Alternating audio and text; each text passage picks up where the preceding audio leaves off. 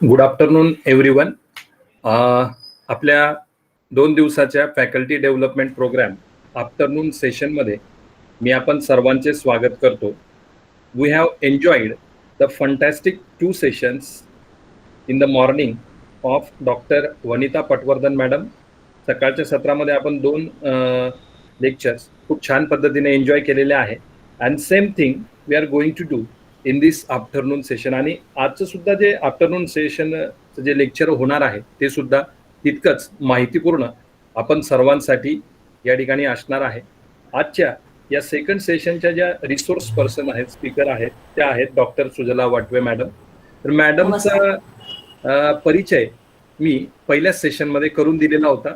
Madam, परिचय आपला मी पहिल्याच सेशनमध्ये ज्यावेळेस पटवर्धन मॅडमचं सेशन होतं इनॉग्रेशनमध्ये परिचय करून दिलेला होता. तर आपण कुठलाही वेळ वाया घालवता सेशनला सुरुवात करूयात. मी फक्त तीच सूचना परत एकदा रिपीट करतो. आपला अटेंडन्स आपण ऑटोमॅटिकली मॉनिटर करत आहोत, परंतु तरी सुद्धा आपण सर्वांनी या सेशनसाठी सुद्धा आपला अटेंडन्स कृपया चॅट बॉक्समध्ये आपल्या नावानिशी मेन्शन करावा अशी मी आपल्याला विनंती करतो.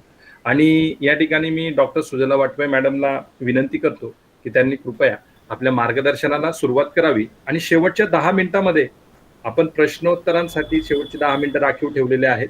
तर आपण शेवटच्या 10 मिनिटांमध्ये प्रश्नोत्तर आणि आपल्या शंकांवर सुद्धा चर्चा करणार आहोत. Over to you madam.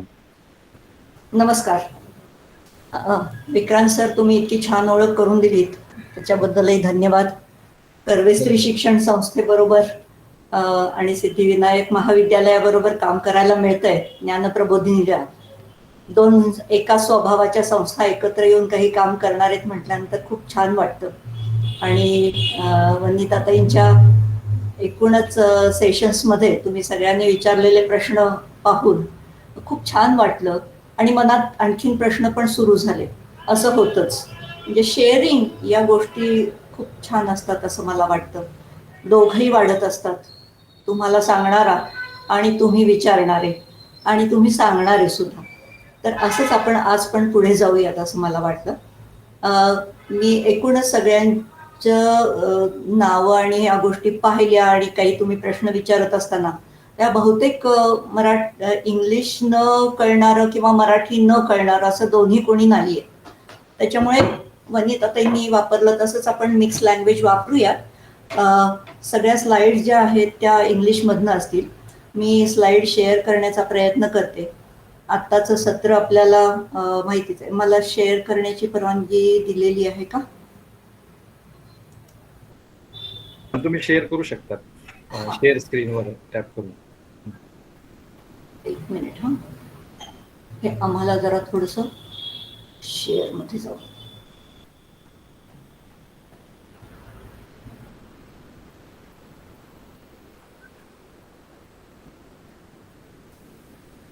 Select windows or screen.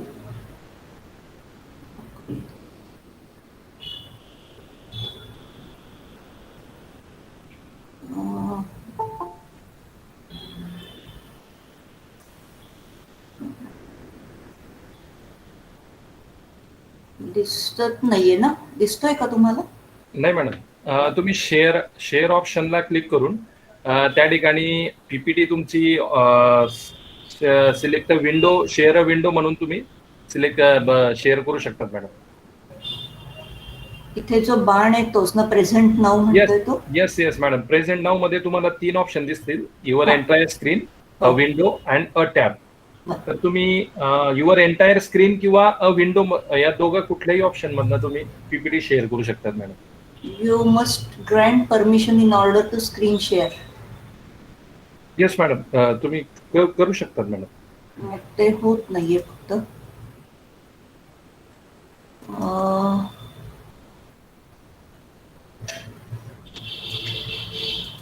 आता होत आहे का? मी युअर एंटायर स्क्रीन केलाय शेअर, पण तो म्हणतो डिसमिस म्हणतो. You must grant permission in order to screen share.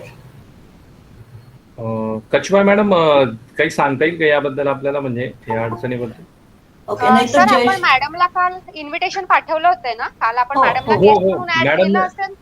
मॅडमने accept केलं इन्व्हिटेशन आपलं, म्हणजे तसा मेल आला. नाही मग काही प्रॉब्लेम नाही होणार. परत एकदा मला वाटतं मॅडमनी लिव्ह करून परत जॉईन करून एकदा हे केलं तर एकदा प्रयत्न करू शकतो आपण. Okay okay. आणि नाही तर जयश्री तू आहेस का?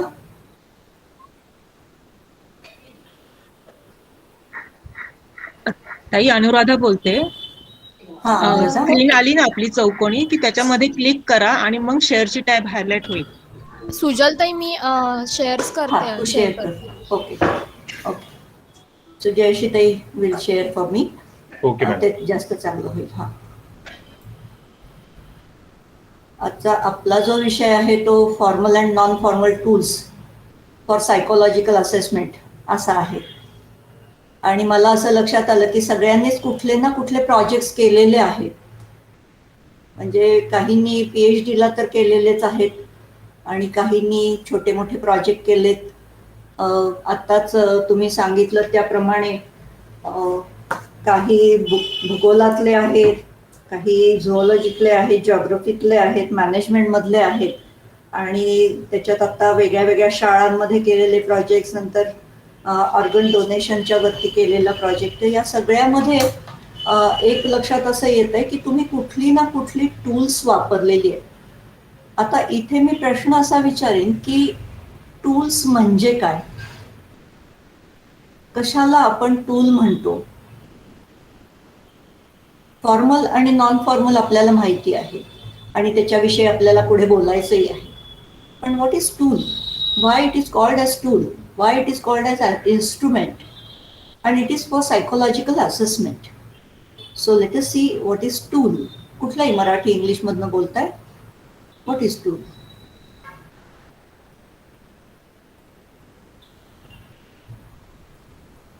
ज्याला आपण साधन म्हणतो. कशाचं साधन असतं हे? ते फॉर्मल आहे, नॉन फॉर्मल आहे, सायकोलॉजिकल असेसमेंट आहे. पण इथे आता मी सायकोलॉजिकल असेसमेंट म्हटली.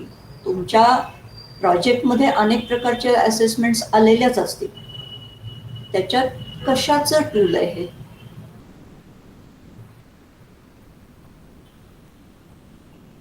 तर आपण जास्त वेळ न घालवता हे टूल आहे, हे डेटा कलेक्शनचं आहे.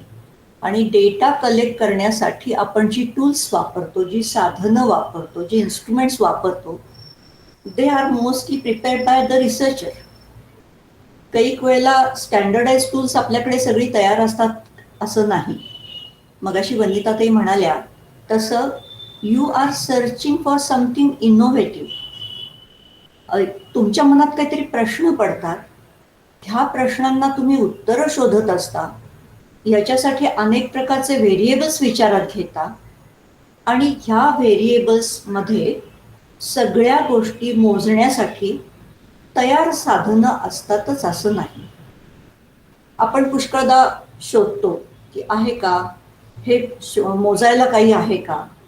कारण त्याच्यात एक आपण असंही म्हटलं की क्वांटिटेटिव्ह आणि क्वालिटेटिव्ह दोन्ही असेसमेंट आपल्याला महत्त्वाचे असतात. आणि म्हणून या असेसमेंट करत असताना सगळी टूल्स मात्र आपल्याकडे नसतात.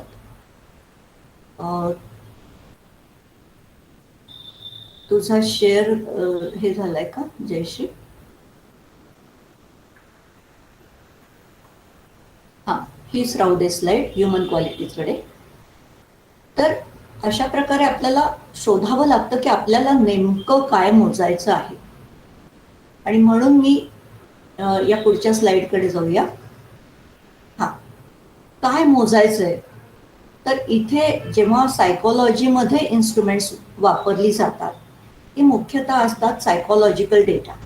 माणसांच्या मनात काय चाललंय, ती कशी वागतायत, त्यांना काय भावना वाटतायत, त्यांना आत्ता मनात काय काय आहे, ते कसे आहेत, ह्या सगळ्याची जर आपल्याला माहिती घ्यायची असेल तर आपल्याला हा तक्ता विचारात घ्यायला लागणार आहे.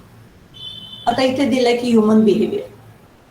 Most of the people you are from social sciences, so तुम्हाला माहिती आहे की psychology is defined as science of human behaviour. म्हणजे इथे आपण ह्युमन बिहेवियर वाचतो किंवा ह्युमन बिहेवियर मोजतो. पुष्कळदा आपण माणसाच्या चेहऱ्यावरून, बोलण्यावरून, चालण्यावरून, हावभावांवरून, काही बॉडी लँग्वेजेसवरून किंवा खुणा करतो आपण, काही सिग्नल्स ठरलेले असतात, या सगळ्यावरून आपण माणसाचं मन वाचायचा प्रयत्न करत असतो. पण ते वाचण्याचा प्रयत्न करतो, मोजण्याचा नाही. मोजायचं असेल तर आपल्याला काहीतरी ऑब्जेक्टिव्ह टूल हातात लागतं. जसं फुटपट्टी तयार झाली, लिटरचं माप तयार झालंय. So these are all unit measures. टाईमचं एक मेजर आहे. तेव्हा अशी जी मेजर्स आहेत, अशी जी मापं आहेत, तर या प्रकारचं माप आपल्याला तयार करावं लागतं. आणि काय मोजतो तर माणसाचं सगळं काही आपल्याला वर दिसत नाही. Most of the times we are wearing mask, isn't it? Everybody agrees with me? तर हे मास्क, त्याच्या आत काय चाललंय, या टोपीखाली दडलंय काय, तर ह्या मास्कच्या आत काय चाललेलं आहे हे जर आपल्याला जाणून घ्यायचं असेल तर आपल्याला आणखीन खोलवर जावं लागतं आणि विचार करायला लागतो कसं मोजायचं बरं हे. म्हणून इथे आणखीन फोड केली ह्युमन बिहेवियरची. ऑर्गॅनिझम म्हणजे इंडिव्हिज्युअल किंवा कुठलंही लिव्हिंग बिईंग. इथे आपण आता ह्युमन बिईंग घेऊ. हा human being is interacting with the surroundings, external world. आणि मग ते सराउंडिंगमध्ये काय काय असतं? There are so many non living objects. आता सुद्धा काय खुर्च्या, फर्निचर, बोर्ड, भिंती सगळं आहे आपल्या भोवती. Those are objects. Living beings आहेत, त्याच्यामध्ये काय काय असतं? प्लांट्स आहेत, ॲनिमल्स आहेत, ह्युमन बिईंग्स आहेत वगैरे. आणि हे सगळं त्याच्या पाठीमागे काहीतरी कॉन्टेक्स्ट असते, विच इज ॲबस्ट्रॅक्ट कॉन्टेक्स्ट. म्हणजे ही ऑब्जेक्ट्स, ही ह्युमन बिईंग्स किंवा ही लिव्हिंग बिईंग्स, त्यांचा एकमेकांशी जो काही संबंध असतो तो संबंध माणसाला लक्षात घ्यावा लागतो. आणि तो लक्षात घेऊन त्याच्यासाठी आपल्याला काहीतरी रिस्पॉन्स द्यावा लागतो. म्हणून स्टिम्युली, त्याच्यामध्ये कॉन्टेक्स्ट आणि नॉन लिव्हिंग आणि लिव्हिंग थिंग्स आहेत. हे ऑर्गॅनिझम म्हणजे individual takes into account. कशाने? तर त्याच्याकडे काही त्याचं 5 सेन्सेस आहेत, न्यूरल स्ट्रक्चर आहे, आणि या सगळ्याच्या पाठीमागे जेनेटिक एन्डॉमेंट आहे. जे जीन्स त्यांनी आपल्या पेरेंट्सकडनं किंवा 7 पिढ्या म्हणतो आपण, 7 पिढ्यांकडनं बॉरो केलेले आहेत. आणि याच्यातून त्याच्याकडे काही क्षमता आहेत, काही पर्सनॅलिटी आहे, काही लर्निंग कपॅसिटी आहे. ह्यांनी तो एकूण ग्रास्प करतो आणि त्याच्यातून काहीतरी निर्माण करतो, which is response, which is expression, which is outcome. आणि मग ते कसं दिसतं? तर इन्स्टिंक्ट्स, म्हणजे इन्स्टिंक्ट्सला काही आपल्याला सांगावं लागत नाही. त्या जेव्हा आपण जन्मतो तेव्हा त्या इन्स्टिंक्ट्स येतात. मग त्या प्राण्यांमध्ये असतात, पक्ष्यांमध्ये असतात, प्लांट्समध्ये असतात. त्यांच्या त्यांच्या स्पीसीजप्रमाणे त्या इन्स्टिंक्ट्स असतात. तर ह्या इन्स्टिंक्ट हे पण त्याचं एक प्रकारचं एक्सप्रेशन असतं. रिफ्लेक्सेस सांगायला नको आहे, मेडिकल गोष्टीत मी आत्ता जाणार नाही. असे रिफ्लेक्सेस असतात. पण याच्याही पलीकडे आयझेकनी एक मॉडेल दिलेलं आहे पर्सनॅलिटीचं. त्याचं म्हणणं काय आहे? प्रत्येक गोष्टीला, म्हणजे आपण जे एक्सटर्नल वर्ल्ड म्हटले त्यातल्या प्रत्येक गोष्टीला त्या कॉन्टेक्स्टमध्ये आपण स्पेसिफिक रिस्पॉन्स देत असतो. अगदी छोटं उदाहरण सांगायचं, रिक्षावाल्यांनी मला शिवी दिली तर प्रत्येकाचा रिस्पॉन्स वेगळा असेल. कुणी भयंकर रागवेल, कोणी हसेल, कोणी म्हणेल मूर्ख आहे, कोणी उलटी शिवी देईल. तर या सगळ्या गोष्टी आपले जेनेटिक एन्डॉमेंट प्लस लर्निंग आणि प्लस कॉन्टेक्स्ट या पाहून असतात. त्याच्यामुळे त्या इंडिव्हिज्युअल लेवलला बदलतात. एकदा एखाद्या रिक्षावाल्याच्या शिवीला मी काही जो रिस्पॉन्स दिला असेल तोच पुढच्या वेळेला मिळेल असं नाही, तो बदलू शकतो. म्हणून these are specific stimulus and specific response. पण बऱ्याच वेळेला आपल्याला हे सगळं इतकं विचार करणं किंवा इतकं सगळं पटकन करणं हे जमत नाही. तेव्हा आपण we gather our experiences through the feedbacks. आणि मग आपण ठरवतो की असं वागलं तर उपयोग होतो. आपण इतरांना सांगतो की नाही असं रागवून चालतं का, प्रश्न सोडवायचा असेल तर काय करायला पाहिजे वगैरे वगैरे. तर these becomes our habits, habitual responses. अनेक प्रकारच्या स्टिम्युलस रिस्पॉन्सेसना अनुभव घेतल्यानंतर आपण ते शिकतो आणि पुढच्या वेळेला तशाच पद्धतीने रिस्पॉन्स देतो. उदाहरणार्थ अभ्यासाच्या सवयी, किंवा 1ली 2रीला अभ्यास करतो तो आणि 11वीला 10वीला 11वीला करतो आणि त्याच्यानंतर ग्रॅज्युएशनला करतो. ह्याच्यात थोडाफार फरक असला तरी अभ्यास करण्याच्या सवयी आपल्या बदलत नाही. कामं करण्याच्या सवयी, अनेक प्रकारच्या ऑफिसमधलं काम करण्याच्या सवयी, so they become habitual responses. म्हणून पहिल्या लेवलला स्पेसिफिक रिस्पॉन्सेस असतात, त्याच्यावरून हायर लेवलला आपण जेव्हा जातो तेव्हा we form our habitual responses, सवयी निर्माण होतात. मग या सवयी, अनेक प्रकारच्या सवयी एकत्र मिळून काही ट्रेट्स आपण म्हणतो. जसं एखाद्याला पटकन आपण नाव देतो, अगदी बडबड्या आहे. म्हणजे काय, तर अनेक प्रकारच्या कॉन्टेक्स्टमध्ये अनेक प्रकारच्या लोकांशी किंवा स्वतःशी सुद्धा हा माणूस किंवा ही व्यक्ती खूप बोलते. त्याला बोलायला आवडतं, तो बोलू शकतो, तो एक्सप्रेस करू शकतो, म्हणून आपण त्याला म्हणतो बडबड्या. लहान मुलांना पटकन आपण म्हणतो काय आगाऊ आहेस रे. हां, म्हणजे दरवेळेला काहीतरी ते मूल अशाच प्रकारचं मोठ्यांसारखं बोलतं किंवा मध्ये तोंड घालतं आणि आपण म्हणतो काय आगाऊ आहेस रे. So it becomes a trait. पण याच्याही पेक्षा जे स्थिर प्रकारची पर्सनॅलिटी असते, ज्या स्थिर प्रकारच्या क्षमता असतात, त्यांना आयझेंक्नी म्हटले सुपर ट्रेट. आणि मग त्याला टाईप असं सुद्धा म्हटलं जातं. कुठल्या प्रकारची पर्सनॅलिटी आहे. आणि मग आयझेंक्नी जे दिलेले आहे ते कदाचित आपल्याला माहिती असेल. इंट्रोव्हर्जन, एक्स्ट्रोव्हर्जन, न्यूरोटिसिझम, सायकॉटिसिझम असे त्यांनी 3 टाईप्स मानले आणि त्याच्याशी काही ट्रेट्स हे लिंकअप केले, किंवा काही ट्रेट्स, हायर ऑर्डर ट्रेट्स असं त्याला म्हटलं जातं. अनेक ट्रेट्स मिळून एक टाईप बनला. इंट्रोव्हर्ट माणूस म्हटल्यानंतर अशा अशा प्रकारची त्याची वैशिष्ट्ये असणार असं आपल्याला लक्षात येतं.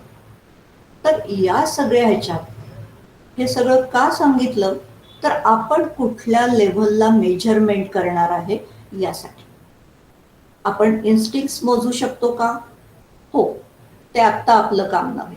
आपण रिफ्लेक्सेस मोजू शकतो का? हो, मेडिकली ते रिफ्लेक्सेस पाहिले जातात, मोजले जातात, त्याची इन्स्ट्रुमेंट्स असतात. आपण स्पेसिफिक रिस्पॉन्सेस मोजतो का? हॅबिच्युअल मिळतो का? आणि हे आपलं खरं म्हणजे आता काम आहे की आपण जे स्थिर प्रकारची पर्सनॅलिटी असते, स्थिर प्रकारचे ज्या क्वालिटीज असतात त्या आपण साधारण मोजतो, किंवा हॅबिच्युअल रिस्पॉन्सेस आपण मोजतो. प्रत्येक वेळेला त्या स्पेसिफिक रिस्पॉन्सेसना मोजून काही उपयोग होत नाही.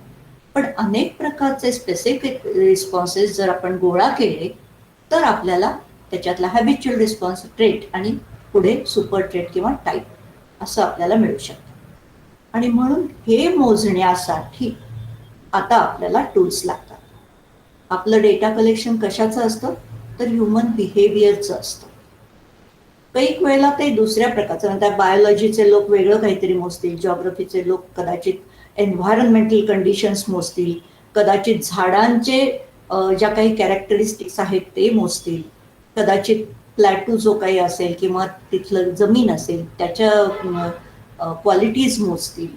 तर यासाठी सगळ्यासाठी जशी इन्स्ट्रुमेंट्स असतात तसंच ह्युमन बिहेवियर किंवा माणसाच्या आतलं जे वर्ल्ड आहे, इंटरनल वर्ल्ड इथे म्हटलंय, ते मोजण्यासाठी आपल्याला ही साधनं आत्ता लागणार आहे. आणि मी आत्ता सगळ्यावर भर देणार नाही, कारण आपण पाहिलं की 1-1.5 तास हा आपल्याला तसा पुरत नाही. तर आपलं जे प्रोजेक्ट आहे त्या प्रोजेक्टसारखी काही मी प्रोजेक्ट्स केलेली आहेत, तेवढ्या पुरतं हे मी आत्ता मर्यादित करणार. पुढच्या स्लाइडकडे जाऊया. आणि म्हणून मी इथे मुद्दाम हे आयझेनचं मॉडेल आहे ते वरती अर्थातच रेफरन्स दिलेला आहे त्याच्यावरून इथे मांडलं की अनेक specific responses become habitual response, अनेक हॅबिच्युअल रिस्पॉन्सेस ट्रेटमध्ये कन्व्हर्ट होतात, ट्रेट हा सुपर ट्रेटमध्ये कन्व्हर्ट होतो. पुढची, आणि इथे कुठल्या तरी लेव्हलला आपण हे सगळं मोजत असतो. मग आपण जे मोजतो ते काय काय प्रकारचं, आता आपण फक्त ह्युमन बिईंग घेणार आहोत कारण आपल्याला त्याच्याविषयी जास्त विचार करायचा आहे. बाकीची जी इन्स्ट्रुमेंट्स आहेत, काय वेळ काळ मोजण्याचे इन्स्ट्रुमेंट वगैरे, हे आपण आता विचारात घेणार नाही आहोत. ओके, माझं बोलणं सगळ्यांना नीट ऐकू येतंय ना? येस मॅडम, येतोय तुमचा आवाज. ओके. आता ह्याच्यात एम्पिरिकल डेटा किंवा जे काही प्रत्यक्ष आढळतं, जेव्हा कॉन्क्रीट डेटा आहे असं म्हणून, तो आपल्याला घ्यावा लागतो. मी थोडंसं असं करते की माझ्याच PhDचं उदाहरण घेते, म्हणजे मग ते डायरेक्ट लिंकअप कसं करता येईल बघूया. माझा PhD जो होता तो follow up of the intellectually gifted students असा होता. जी मुलं एका म्हणजे साधारण 5वी 6वी 7वी 8वीच्या वयाला आयडेंटिफाय झाली होती हाय ॲबिलिटी म्हणून, पण ती काही ज्ञानप्रबोधिनीत आली आणि काही वेगळ्या शाळांमध्ये गेली. यांच्यात काही फरक पडला का असा माझा एक अभ्यास होता PhD साठी. आणि मग त्याच्यासाठी या सगळ्या व्यक्तींचा अभ्यास करण्यासाठी मग अशी सगळं म्हणजे पॉप्युलेशन काय आहे हे आता त्याच्यावरून तुम्हाला शीर्षकावरून डिफाईन झालं असेल, कुठल्या प्रकारचं पॉप्युलेशन होतं, किती होतं पॉप्युलेशन हे आता तुम्हाला माहीत नसलं तरी एकूण प्रबोधिनीच्या ज्या काही बॅचेस झालेल्या आहेत त्याच्यावरून तो सगळा अंदाज केलेला होता, मोजले होते, प्रत्यक्ष कॅटलॉग घेऊन पाहिलेलं होतं. हे पॉप्युलेशन झाल्यानंतर मग त्याच्यातलं आपल्याला किती सॅम्पल घ्यायचं, कुठल्या वर्षाचं घ्यायचं हे थोडंसं रिस्ट्रिक्ट केलं होतं. आणि इन्सिडेंटल सॅम्पल होतं, पर्पझिव्ह सॅम्पल होतं ते, की मग अशी थोडंसं त्यातलं झालंही आपलं की विशिष्ट पर्पजनी केलेलं ते सॅम्पल होतं. आयडेंटिफाईड गिफ्टेड असे इतके इतके लोक आहेत, त्यातले काही प्रबोधिनीत आले आणि काही बाहेरच्या शाळांमध्ये गेले. आता हे किती किती होते त्यांची संख्या लक्षात घेऊन कुठल्या वर्षीचे घ्यायचे, पहिल्या 10 वर्षातले रिस्ट्रिक्ट करू असं म्हणून ते केले.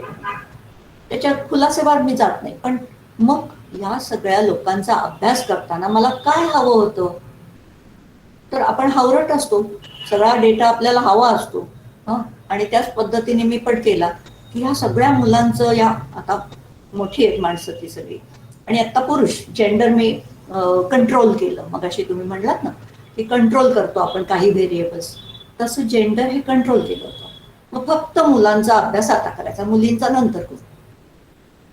मग ती मुलं 25 वर्षानंतर कॉन्टॅक्ट केल्यानंतर ती मोठी झालेली होती. त्याच्यामुळे अमुक ते अमुक एज ग्रुप मधली अशी मुलं आपण घेतली. आणि मग आता त्यांचं काय काय हवं तर त्यांचं इतकं आयुष्य गेलं, या आयुष्यात काय काय गोष्टी घडलेल्या आहेत. शाळा हे एक भाग आहे, कॉलेज दुसरा भाग आहे, त्यांनी आणखीन काही हायर एज्युकेशन घेतलेलं असेल तो तो तो पुढचा भाग आहे, त्यांची फॅमिली आहे वगैरे वगैरे. पुन्हा कॉन्टेक्स्ट लक्षात घेतली, एक्सटर्नल फॅक्टर्स लक्षात घेतले, those which are most affecting factors ते आपण थोडेसे जास्त फोकस केले आणि मग हा एम्पिरिकल डेटा मिळवायला तयारी झाली. मग एम्पिरिकल डेटा म्हणजे काय, तर पहिल्यांदा त्यांच्याकडनं एक ॲप्लिकेशन नव्हता तो, पण त्यांच्याविषयी माहिती सांगणारा form, information of the individual, not biodata even, तर इन्फॉर्मेशन घेतली. आणि मग इन्फॉर्मेशनमध्ये आपण जसं नाव गाव पत्ता अमुक तमुक घेतो तसं घेतलं. सांगायला विसरले मी, एथिक्समध्ये जाईन नंतर, पण आधी इन्फॉर्म कन्सेंट घेतली. इन्फॉर्म कन्सेंट म्हणजे एकूण थोडं माझं मिक्स होईल, कारण एथिकल कन्सिडरेशन्स पण आपल्याला साईड बाय साईड या प्रपोजल बरोबर या प्रोजेक्ट बरोबर कराव्या लागतात. PhDला तर आपण त्या करतोच करतो, तर थोडंसं मिक्स होईल, पण आपण वेळोवेळी ते वेगळं पण विचारात घेऊया. तर इन्फॉर्म कन्सेंटमध्ये माहिती दिलेली होती की असं असं आपलं प्रोजेक्ट आहे, अशी अशी तुमची माहिती लागेल, असा असा तुम्हाला वेळ लागेल, अशी अशी संस्था आहे तिच्यातर्फे आपण काम करतो आहोत, मी कोण आहे आणि तुमचा डेटा कसा कॉन्फिडेन्शियल ठेवता येईल, या सगळ्या गोष्टींनी त्यांना अपील केलं होतं. आणि त्यांची कन्सेंट मागितली होती की हा डेटा तुम्ही द्यायला, आणि तुम्हाला हवा तो देऊ शकता, हवा तो तुम्ही नाही देऊ शकत, आणि तो डेटा रिसर्चला वापरायला आम्हाला तुम्ही परवानगी द्या, तो अनॉनिमसली पब्लिश करायला तुम्ही आम्हाला परवानगी द्या. तर हे सगळं एथिक्स पण त्याच्यामध्ये पाळलेलं होतं. आणि मग पहिल्यांदा त्यांचं नाव गाव पत्ता विचारून मग त्यांना अनॉनिमस केलं. म्हणजे काय केलं, तर त्यांना म्हटलं की ठीक आहे, हा तुमचा कोड नंबर, आणि मग प्रत्येकाला कोड दिला. आता तुम्हाला लक्षात आलं असेल की मला I was comparing 2 groups, those who were or who learned in or who educated in Jnana Prabodhini and those who educated in other schools. त्यामुळे माझा व्हेरिएबल काय होता, तर गिफ्टेड मुलं सारखीच आहेत, पण त्यांना मिळालेली एज्युकेशनल ट्रीटमेंट ही वेगळी आहे. आणि ही एज्युकेशनल ट्रीटमेंट हा माझा मेन व्हेरिएबल होता. त्यामुळे त्यांच्या आधाराने मी त्यांना बायफर्केट केलं होतं.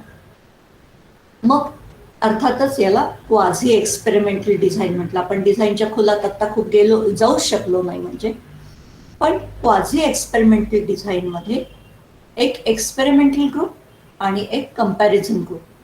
त्यामुळे कंपॅरिझन ग्रुपची इनिशियल्स वेगळी होती, एक्सपेरिमेंटल ग्रुपची इनिशियल्स वेगळी होती. आणि मग त्याच्या पुढे त्यांची बॅच किंवा मला जे महत्वाचे वाटलेले व्हेरिएबल्स होते ते देऊन त्या प्रत्येक व्यक्तीला त्यांचा कोड नंबर मिळाला. तिथपासून सगळी पुढची माहिती ही फक्त कोड नंबरनी भरायची होती. कुठेही त्यांचं नाव, गाव, पत्ता हे येणार नव्हतं. त्यामुळे इथे ह्या डेटामध्ये पहिल्यांदा एक इन्फॉर्मेशन ऑफ द इंडिव्हिज्युअल आणि नंतर मग ब्रीफ बायोडेटा. मग ब्रीफ बायोडेटामध्ये अनेक गोष्टी घेतल्या. तुम्हाला कल्पना आहे की तुम्ही तुमचा बायोडेटा तयार केलेला आहे, मग आपल्याला युनिव्हर्सिटीचे नियम असतात, UGCचे नियम फॉलो करायला लागतात, त्याप्रमाणे तो सगळा डेटा भरायला लागतो. पण मला मात्र याच्याही पेक्षा मोठा हवा होता. म्हणून मग मला काय हवं होतं की फॅमिली कशी आहे, कुठल्या कॉन्टेक्स्टमध्ये तुम्ही शिकलात, पुढे कुठे गेलात, तर त्यांची it was a sort of longitudinal history. तर तो एक प्रकारचा वरचेवर झालेला पण रेट्रोस्पेक्टिव्ह असा भाग होता. आणि म्हणून तो गोळा करण्यासाठी मला अनेक टूल्स वापरावी लागली. आता ही टूल्स तयार होती का, तर सगळी टूल्स तर तयार नव्हती. कदाचित त्यातलं सोशिओ इकॉनॉमिक स्टेटसचं टूल जे होतं ते मी घेतलं, पण ते मला मॉडिफाय करायला लागलं. कारण आपल्याला माहिती आहे की कालमानानुसार सगळ्याच गोष्टी बदलतात. मग तेही मला आणखीन वेगळं करावं लागलं, वेगळ्या पद्धतीने त्याच्यात काही ॲडिशन्स कराव्या लागल्या, काही इकॉनॉमिक स्टेटसचे क्रायटेरियन बदलावे लागले वगैरे वगैरे.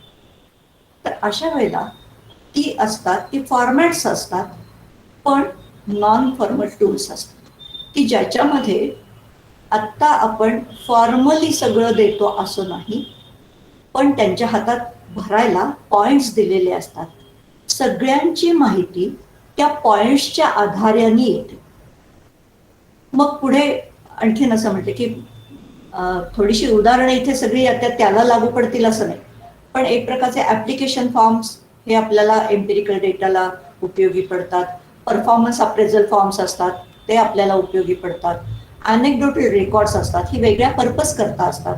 पण तुमच्या आयुष्यात काही महत्त्वाचे प्रसंग घडले आणि त्याच्यात तुम्ही खूप रागावलात, तुम्ही खूप आनंदात होतात, तुम्ही जिंकलात वगैरे, अशा प्रकारचे इन्सिडेंट्स वापरलेले असतात किंवा इन्सिडेंट्सच्या बद्दल माहिती गोळा केलेली असते. आणि ही अनेक्डोटल रेकॉर्ड सुद्धा आपल्या व्हेरिएबल्सला धरून, आपल्या पर्पजला धरून, आपल्या हायपोथेसिसला धरून आपल्याला तयार करावी लागलेली असतात. आणि मग कदाचित ते सगळं क्युम्युलेटिव्ह रेकॉर्ड असतं. म्हणजे माझ्या ह्याच्यात 7 प्रकारची टूल्स वापरली. त्याच्यात एक पूर्ण स्टँडर्डाइज टूल होतं, दुसरी पार्शली स्टँडर्डाइज होती, काही वेळेला दुसऱ्यांवर वापरलेली होती, आता वापरली जाता आहेत अशी टूल्स तरी आहेत. आणि अनेक ठिकाणी ती उपयोगी पण पडणार आहेत. उदाहरणार्थ फॅमिलीचा डेटा घेताना कोण कोण व्यक्ती घरात आहेत आणि त्या किती शिकल्यात असं मला एक टेबल तयार करायला लागलं. त्या किती शिकल्यात, त्या काय करतायत.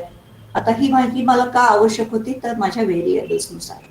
आणि त्याप्रमाणे ती सगळी काय म्हणू आपण टेबल्स तयार केली, रोज कॉलम्स असं घालून तुमचं स्वतःचं शिक्षण कुठल्या एरियातलं, कुठल्या डिसिप्लिनमधलं आणि किती लेव्हलचं.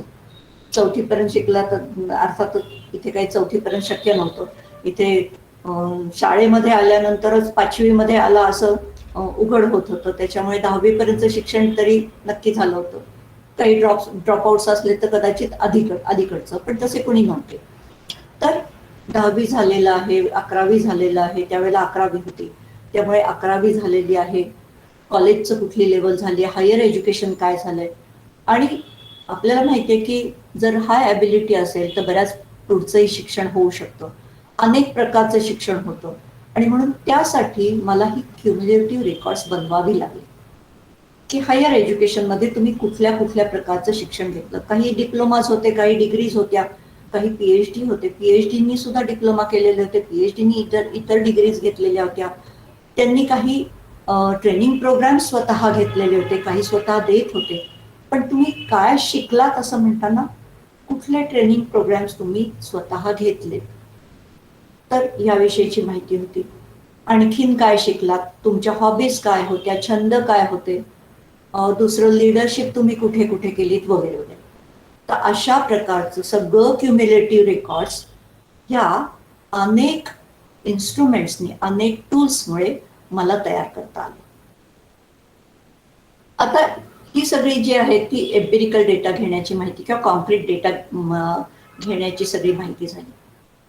बऱ्याच वेळेला आपण असंही करतो की मगाशी मी म्हटलं तसं की आपण एक प्रकारचे मास्क लावलेले असतात आणि ते मास्कच्या मागे आपल्याला डोकवायचं असतं.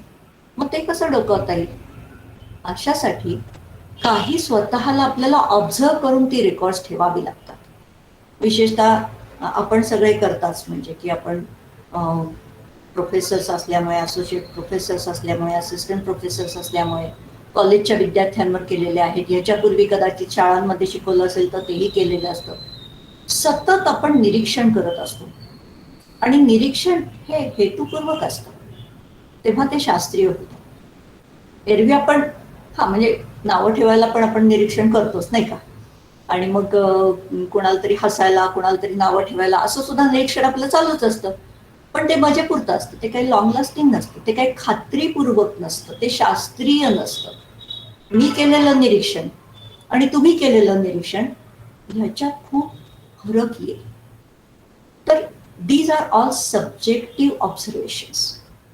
इथे आपण असं म्हटलं की natural observations and planned observations, but those observations are scientific, and if they have to be scientific, then we have to prepare a sort of format, we have to prepare a sort of rating for them. आणि मग कदाचित आणखीन एक उदाहरण देते, तर खाली तिथे लिहिलेलंच आहे, group task, group discussions, situational task, role play, psychodramas, ह्या सगळ्या गोष्टी. अर्थात याच्यात खूप ॲडिशन्स करता येतील ना, मी आता हे उदाहरणासाठी दिलेलं आहे. So in this context, in these situations, we put the individual and then we try to observe according to our intended variables.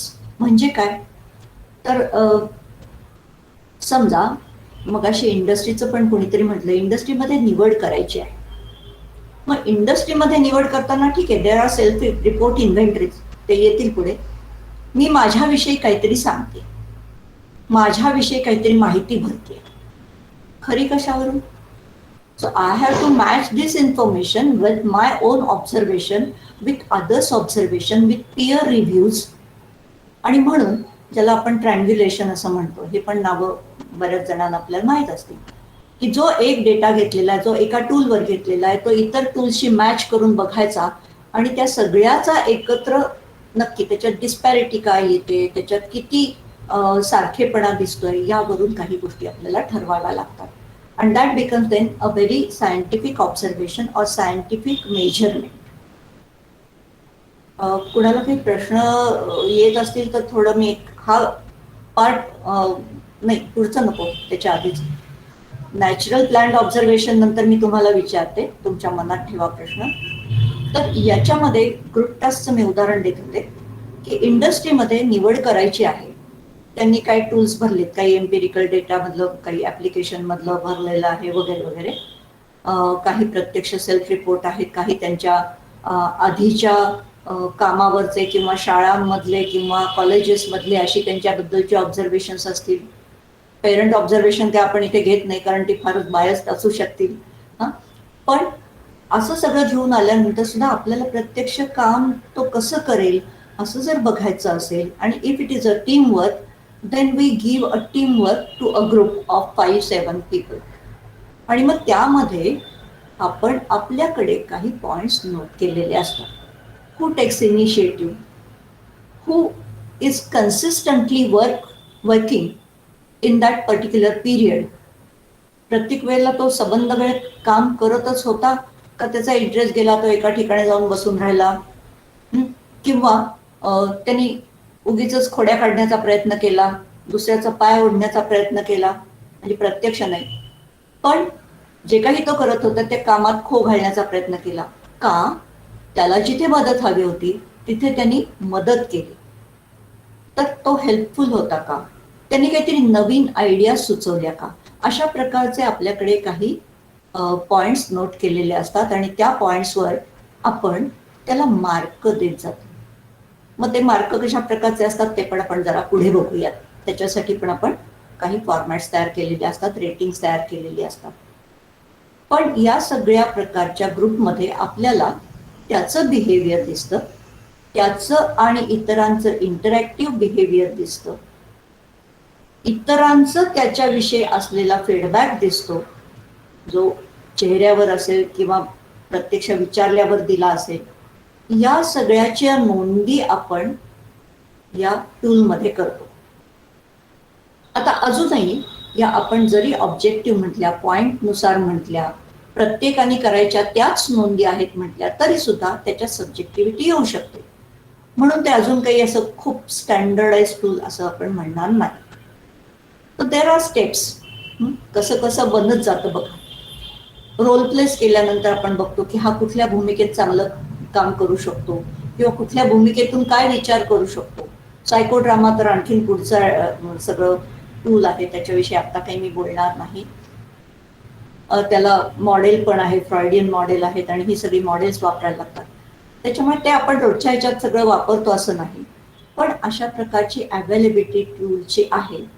पण टूल मात्र आपल्याला फॉर्मॅट तयार असेल त्याप्रमाणे करून घ्यावं लागतं, त्याच्यात काही मॉडिफिकेशन्स पण करावे लागतात. आता इथपर्यंत मी आले. उजव्या बाजूचा कॉलम अजून माझा व्हायचा आहे. ही स्लाइड अशीच राहू देत. तुमच्या मनात काही प्रश्न असले एक दोन तर मला विचारा.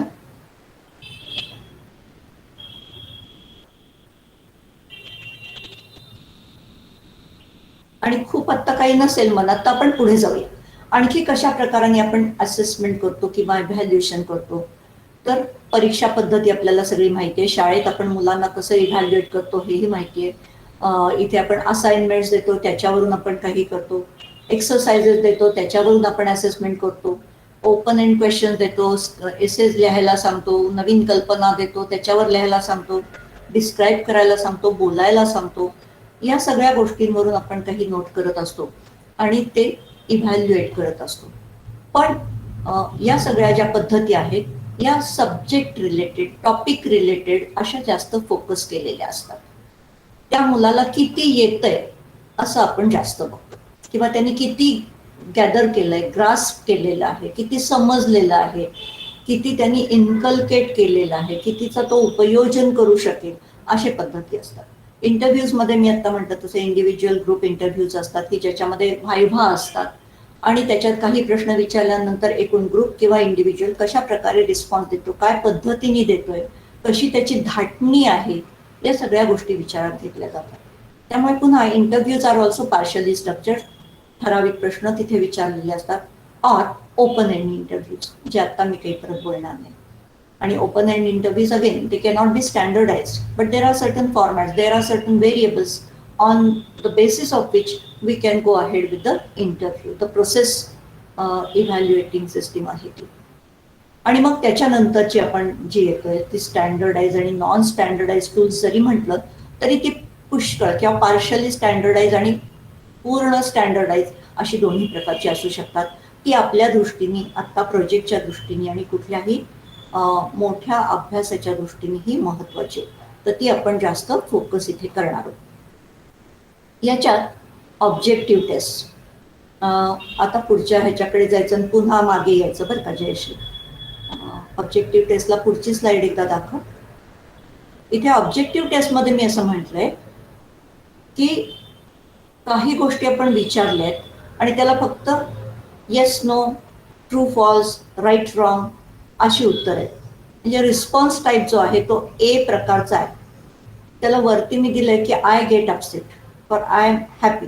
ह्याला तुम्ही काय म्हणाल? हे एका विशिष्ट पद्धतीने विचारलेलं असतं.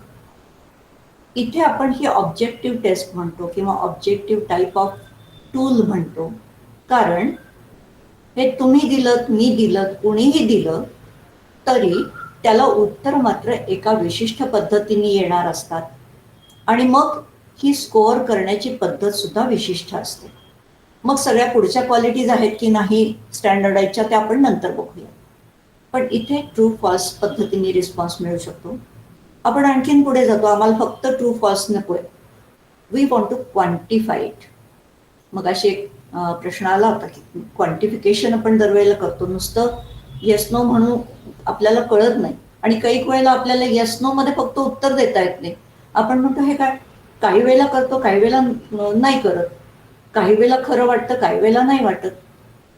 तर असं डायरेक्ट दोनच बाजू असतात नाण्याच्या, असं ह्युमन बिहेवियरमध्ये क्वचित होतं. काही वेळेला म्हणून याला फोर्स चॉईस फॉर्मॅट म्हणतात. आपण फोर्स करतो, नाही तुम्हाला जास्तीत जास्त वेळेला काय ट्रू का फॉल्स एवढं सांगितलंच पाहिजे. So it becomes a true or false or force choice format. मग ते 51% असेल, 49% असेल, पण तुम्हाला ते ट्रू किंवा फॉल्स या पद्धतीनेच लिहावं लागतं. मग दुसरं आपण म्हणतो की बरं ठीक आहे, असंच अगदी नाही लिहितायत, बरं मग आपण असं करू की occasionally, sometimes, most of the times आणि ऑलवेज असे 4 प्रकार. आणि मग जिथे टिक मार्क करेल त्या कॅटेगरीला आपण काहीतरी विशिष्ट पद्धतीने स्कोअरिंग करतो आणि मग तो स्कोअर आपल्याला शेवटी अनेक अशा प्रकारचे आयटेम्स दिल्यानंतर तो मिळतो. किंवा सी प्रकारचा रिस्पॉन्स जिथे 5 कॅटेगरीज दिल्या आहेत. Strongly disagree, disagree, can't say, agree, strongly agree. मग आपण आणखीन म्हणतो टू व्हॉट एक्सटेंट, आणखीन क्वांटिफिकेशन करतो. म्हणून या ऑब्जेक्टिव्ह टेस्टमध्ये रिस्पॉन्स टाईप्स असे केलेले असतात की ज्याच्यावरून आपल्याला क्वांटिफिकेशनच्या आणखीन वरच्या डिग्रीज ह्या वापरता येतात, खोलात जाता येतं आणि मग त्याला स्टॅटिस्टिकल ट्रीटमेंट देणं हे आपल्याला आणखीन सोपं जातं. आणखीन पुढच्या ह्याच्याकडे जा. आता ऑब्जेक्टिव्ह टेस्टमध्ये आणखीन काय काय आपल्याला म्हणता येईल तर चेकलिस्ट आणि रेटिंग स्केल्स मगाशी पण आपण तिथे पाहिलं. चेकलिस्ट म्हणजे काय तर मला फक्त काही कॅरेक्टरिस्टिक्स किंवा काही क्वालिटीज किंवा काही ॲडजेक्टिव्ह दिले आणि तुम्ही कसे आहात असं विचारलं.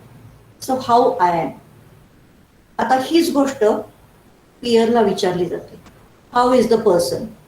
मग क्लोज फ्रेंड असेल, शत्रू असेल तुमचा, किंवा तुमचे वरिष्ठ असतील, तुमचे कनिष्ठ असतील, तुम्हाला खूप जवळून ओळखणारी माणसं असतील, पेरेंट्स असतील, पण व्यक्ती एकच आहे आणि एकाच व्यक्तीची माहिती आपण ठराविक चेकलिस्टवरून किंवा ठराविक ॲडजेक्टिव्हवरून गोळा करतो. मग आय एम ऑनेस्टला टिक करा सांगितलेलं असतं की तुम्हाला काय 10 समजा कॅरेक्टरिस्टिक दिलेल्या आहेत आणि त्यातल्या तुम्हाला ज्या तुमच्याबद्दल खऱ्या आहेत त्याच्यावर टिक मार्क करायचं आहे किंवा इन्स्ट्रक्शन्स दिलेले आहेत आणि मग आपण म्हणजे ती व्यक्ती टिक मार्क करत जाते, त्याप्रमाणे तिचं प्रोफाईल एका पाहतो. मग त्याच्याशी काही वेळेला आपण इतरांचं पण ताडून पाहतो, मॅच करून पाहतो की या व्यक्तीने म्हटलंय सगळ्या चांगल्या ह्याच्यावर खुणा केलेल्या आहेत, सगळ्या वाईट ह्याच्यावर खुणा केलेल्या नाही. म्हणजे सोशली डिझायरेबल आणि सोशली अनडिझायरेबल क्वालिटीज. आता ह्याच्यातही सब्जेक्टिव्हिटी असू शकते, पण इथे स्वतःबद्दल मला नक्की काही विशेषणं माझ्याबद्दल खरी आहेत असं वाटतात अशा पद्धतीने जी गोळा केलेली असते त्याला आपण म्हणतो चेकलिस्ट. आणि मग ती ॲप्लिकेबल नॉट ॲप्लिकेबल अशी विचारलेली असते किंवा त्याच्या खोलात पण आपल्याला जाता येतं की तुम्हाला लागू पडतील अशी 10 पैकी 5, 10 पैकी 3, 10 पैकी 2 एवढीच विशेषणं तुम्हाला टिक मार्क करायची. मग तो एक पॅटर्न होतो. काही वेळेला आपण ह्याच्यात आणखीन पुढे जातो, रेटिंग स्केल वापरतो. आय एम ऑनेस्ट हे तुम्हाला किती पटतंय तुमच्याविषयी, 1 ते 5 मार्क द्या. 5 म्हणजे सगळ्यात जास्त, मी पूर्ण ऑनेस्ट आहे, कधीच मी अगदी डिसऑनेस्ट नसतो. तर अशा पद्धतीने त्याचं ग्रेडिंग केलं जातं, रेटिंग केलं जातं. आणि म्हणून याच्यात आपण काही स्केल्सचा विचार करायला लागतो. तर त्याच्यात आपण पाहिलेही असतील ही स्केल्स, ही जाता जाता बोलते. नॉमिनल स्केल्स म्हणजे ज्या ठिकाणी काही जास्त कमी असं काही नाहीये. दोन वेगळीच अशी कॅटेगरीज आहेत, म्हणजे जसे जेंडर, स्त्री पुरुष, मेल फिमेल. ऑफकोर्स आता थर्ड जेंडर आणि या सगळ्या गोष्टी पण आलेल्या आहेत, त्याच्यामुळे ती पण घालता येते. पण एका कॅटेगरीत बसणारी व्यक्ती दुसऱ्या कॅटेगरीत बसत नाही, असं जेव्हा असतं तेव्हा ती कॅटेगरी ही किंवा त्या कॅटेगरीज ह्या नॉमिनल स्केल दाखवतात. नेम असतं त्या स्केलला, पण त्याच्यामध्ये कुठलीही हायरार्की नसते, कुठलंही लहान मोठं नसतं. दुसरं आहे ते आता म्हटलं तसं ऑर्डिनल स्केल. काहीतरी त्याच्यात हायरार्की आहे. मग अशी आपण जे पाहिलं की highly strongly agree, strongly disagree इथपर्यंतची जी सगळी 4 कॅटेगरीज दिलेल्या आहेत त्या आपल्याला कुठली तरी एक दिशा दाखवत आहेत.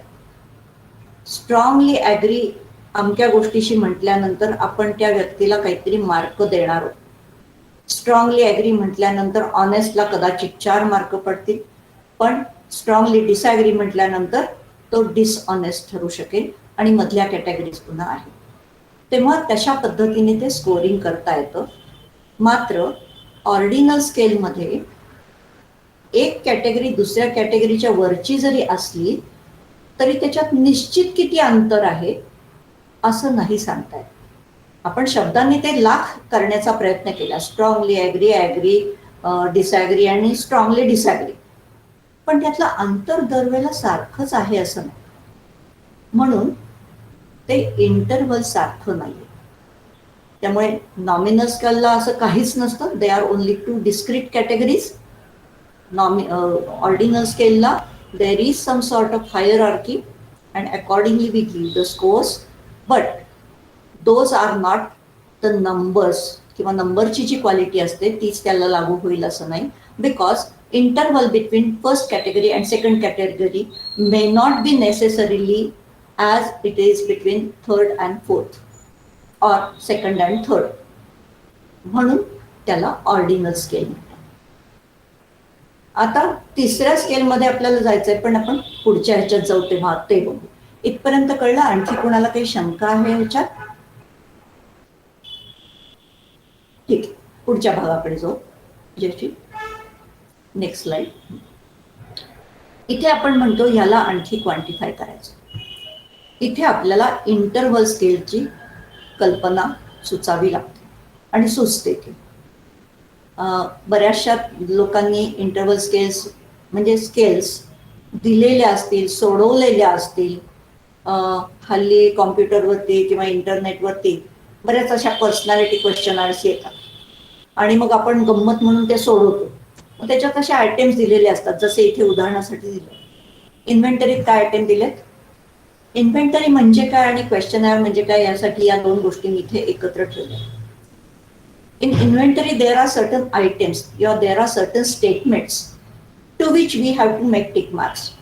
मग टिक मार्क्स कुठले? मग अशा पद्धतीने असतील, ट्रू फॉल्स असेल किंवा कॅटेगरीज असतील किंवा रेटिंग स्केल म्हणून आपण तसं असेल किंवा आणखीनही काही पद्धती असतात ज्या आता मी सांगत बसत नाही. तेव्हा इन्व्हेंटरीमध्ये स्टेटमेंट्स दिलेली असतात and how far do you agree with that or disagree with that is asked. आणि ते स्कोर्स आपण नंतर विशिष्ट स्कोरिंग सिस्टीमनी करतो. क्वेश्चनरमध्ये काय असतं की एक क्वेश्चन विचारलेला असतो and then certain responses are given, probable responses are given. What do I do when my group faces a problematic situation? अशी अडचण आली तर मी काय बरं करतो असं जेव्हा विचारतो तेव्हा नुसत्या कॅटेगरीज न देता किंवा नुसत्या ॲग्री डिसॲग्री न म्हणता आपण त्याला काही सोल्युशन्स सुचवतो, प्रॉबेबल सोल्युशन्स.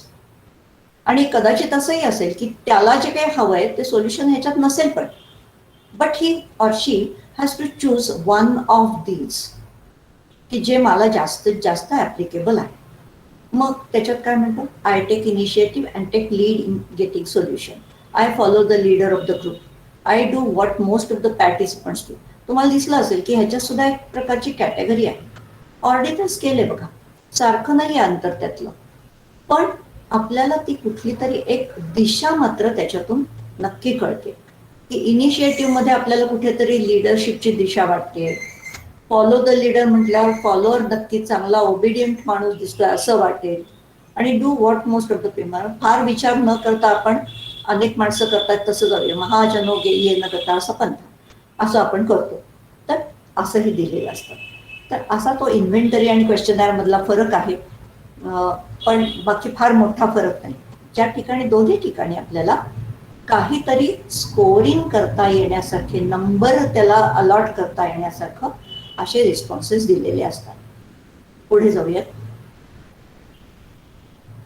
पुढची घेणार स्लाइड.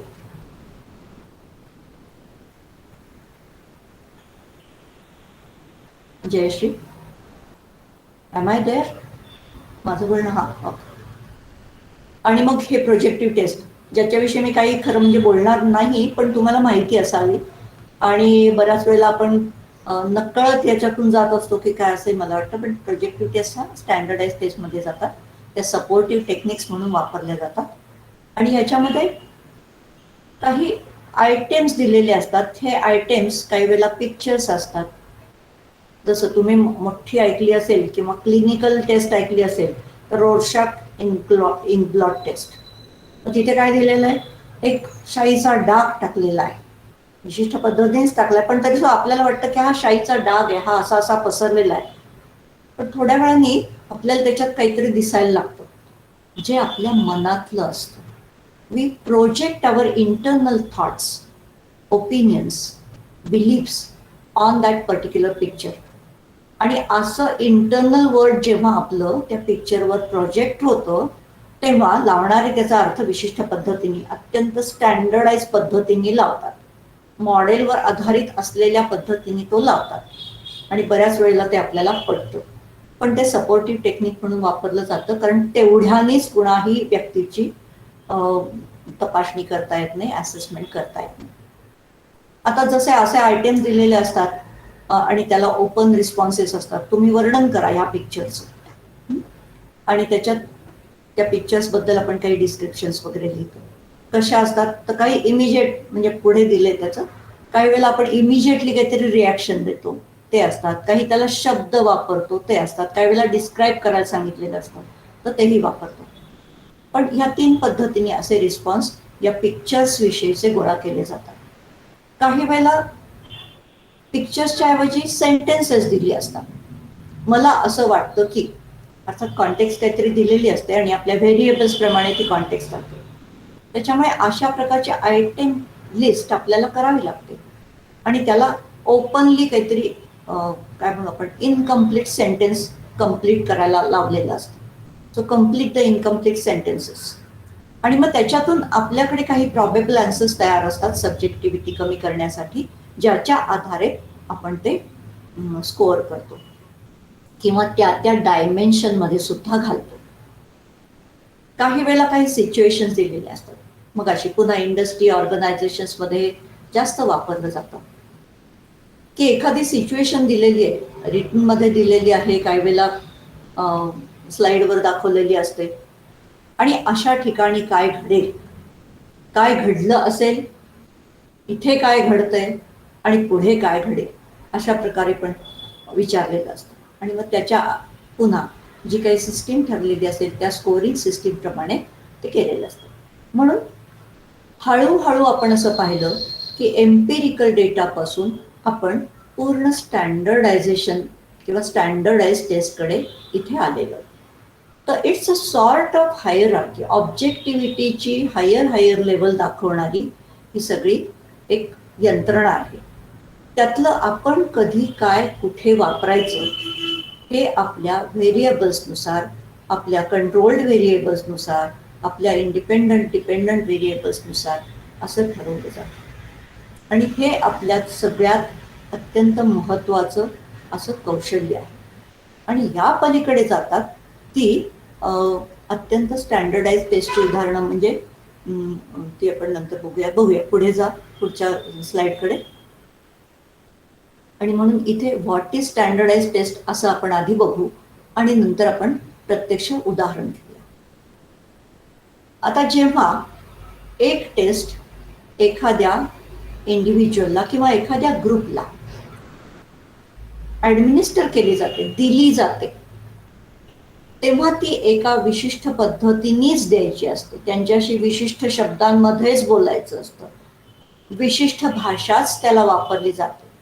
काय सांगायचं काय नाही सांगायचं प्रश्न विचारल्यानंतर सुद्धा हे सुद्धा ठरलेलं असतं. आणि ह्या कंडिशन्समध्ये एका विशिष्ट कंडिशनमध्येच ती दिली जाते. सगळं शांत असलं पाहिजे, क्लासरूम सिच्युएशन असली पाहिजे, बाजूला कोणी नसलं पाहिजे, मोठ्यांनी तिथे नाही आलं पाहिजे, कोणालाही कुठलाही एक धाक नाही वाटता कामा, इतकं ओपन तिथे ॲटमॉस्फिअर असलं पाहिजे. आणि पेपर पेन्सिल किंवा काय तुम्हाला आता टॅब्स दिलेले आहेत, या टॅब्स या पद्धतीने तुम्हाला ती सोडवता येईल असं सांगितलेलं असतं. त्याच्यामुळे मीडियम ऑफ इन्स्ट्रक्शन पण ठराविक असतं आणि त्या पद्धती वापरून जे काही आपल्याला रिस्पॉन्सेस मिळतात ते scored in exactly the same way. एका पद्धतीने स्कोअर करायचे, त्याच पद्धतीने पुढेही स्कोअर केले जातात. तेव्हा ती टेस्ट स्टँडर्डायझेशन म्हणतात. जसं आत्ता आपण बघत होतो की आयटेम्स दिलेले आहेत, आयटेम्सला ठराविक उत्तरं दिलेली आहेत, ऑब्जेक्टिव्ह टेस्ट आहेत, त्याच्यामुळे याच्या बाहेर कुणी जाऊ शकत नाही. त्या विशिष्ट पद्धतीने सगळ्याची उत्तरं येतात आणि हे आपल्याला माहिती असल्यामुळे आपल्याकडे स्कोअरिंग की तयार असते, जी तयार करण्याची वर्णनं करणं आत्ता अशक्य आहे. It's a construction of a test. ते फार वेगळं एक शास्त्र आहे आणि त्याचा अख्खा पेपर शिकवला जातो हेही आपल्याला सगळ्यांना माहिती आहे. तर त्याच्यामुळे इथे मी आत्ता ते बोलत बसत नाही. पण स्कोअरिंग सिस्टीम ठरलेली असते, त्यातले चेक्स काय करायचे, how far the test is reliable, valid वगैरे हे ठरवलेलं असतं. तर ह्याला स्टँडर्डाइज टेस्ट म्हणतात. किंवा आणखीन पुढचं हे दिलेलं आहे, a standardised test is in any form of test that 1 requires all test takers to answer the same questions. बघितलं आपण आयटेम्स तेच होते, क्वेश्चन्स तेच होते. or a selection of questions from common bank of questions. in the same way अशा प्रकारे items निवडलेले असतात जे सगळ्यांना सारखेच दिलेले असतात आणि सोडवायला सांगितलेले असतात आणि is scored in a standard or consistent manner which makes it possible to compare the relative performance of individual. अशी जेव्हा उत्तरं येतात तेव्हाच सगळं स्टँडर्डाइज म्हणजे प्रमाणित केलेलं असल्यामुळे इन्स्ट्रक्शन्स प्रमाणित आहेत, आयटेम्स प्रमाणित आहेत, स्कोअरिंग सिस्टीम प्रमाणित आहे, डायमेन्शन्स मनात धरलेली प्रमाणित आहेत आणि ह्या पद्धतीने येणारं जे असेल त्या पूर्ण ऑब्जेक्टिव्ह स्टँडर्डाइज टेस्ट असं म्हणतो आपण. पुढच्या स्लाइडकडे जाऊ. म्हणून इथे आपण बघतोय की व्हॉट इज स्टँडर्डायझेशन किंवा what is standardised. The test for which administration एकाच पद्धतीने ती दिली गेली, किती लोक समोर असावेत, 5चा ग्रुप असला पाहिजे त्याच्यापेक्षा जास्त नाही, 10चा असला पाहिजे त्याच्यापेक्षा जास्त नाही, 30च्या ग्रुपमध्ये जाऊ शकाल पण अरेंजमेंट अशी पाहिजे, तिथे 2 सुपरवायझर्स पाहिजेत.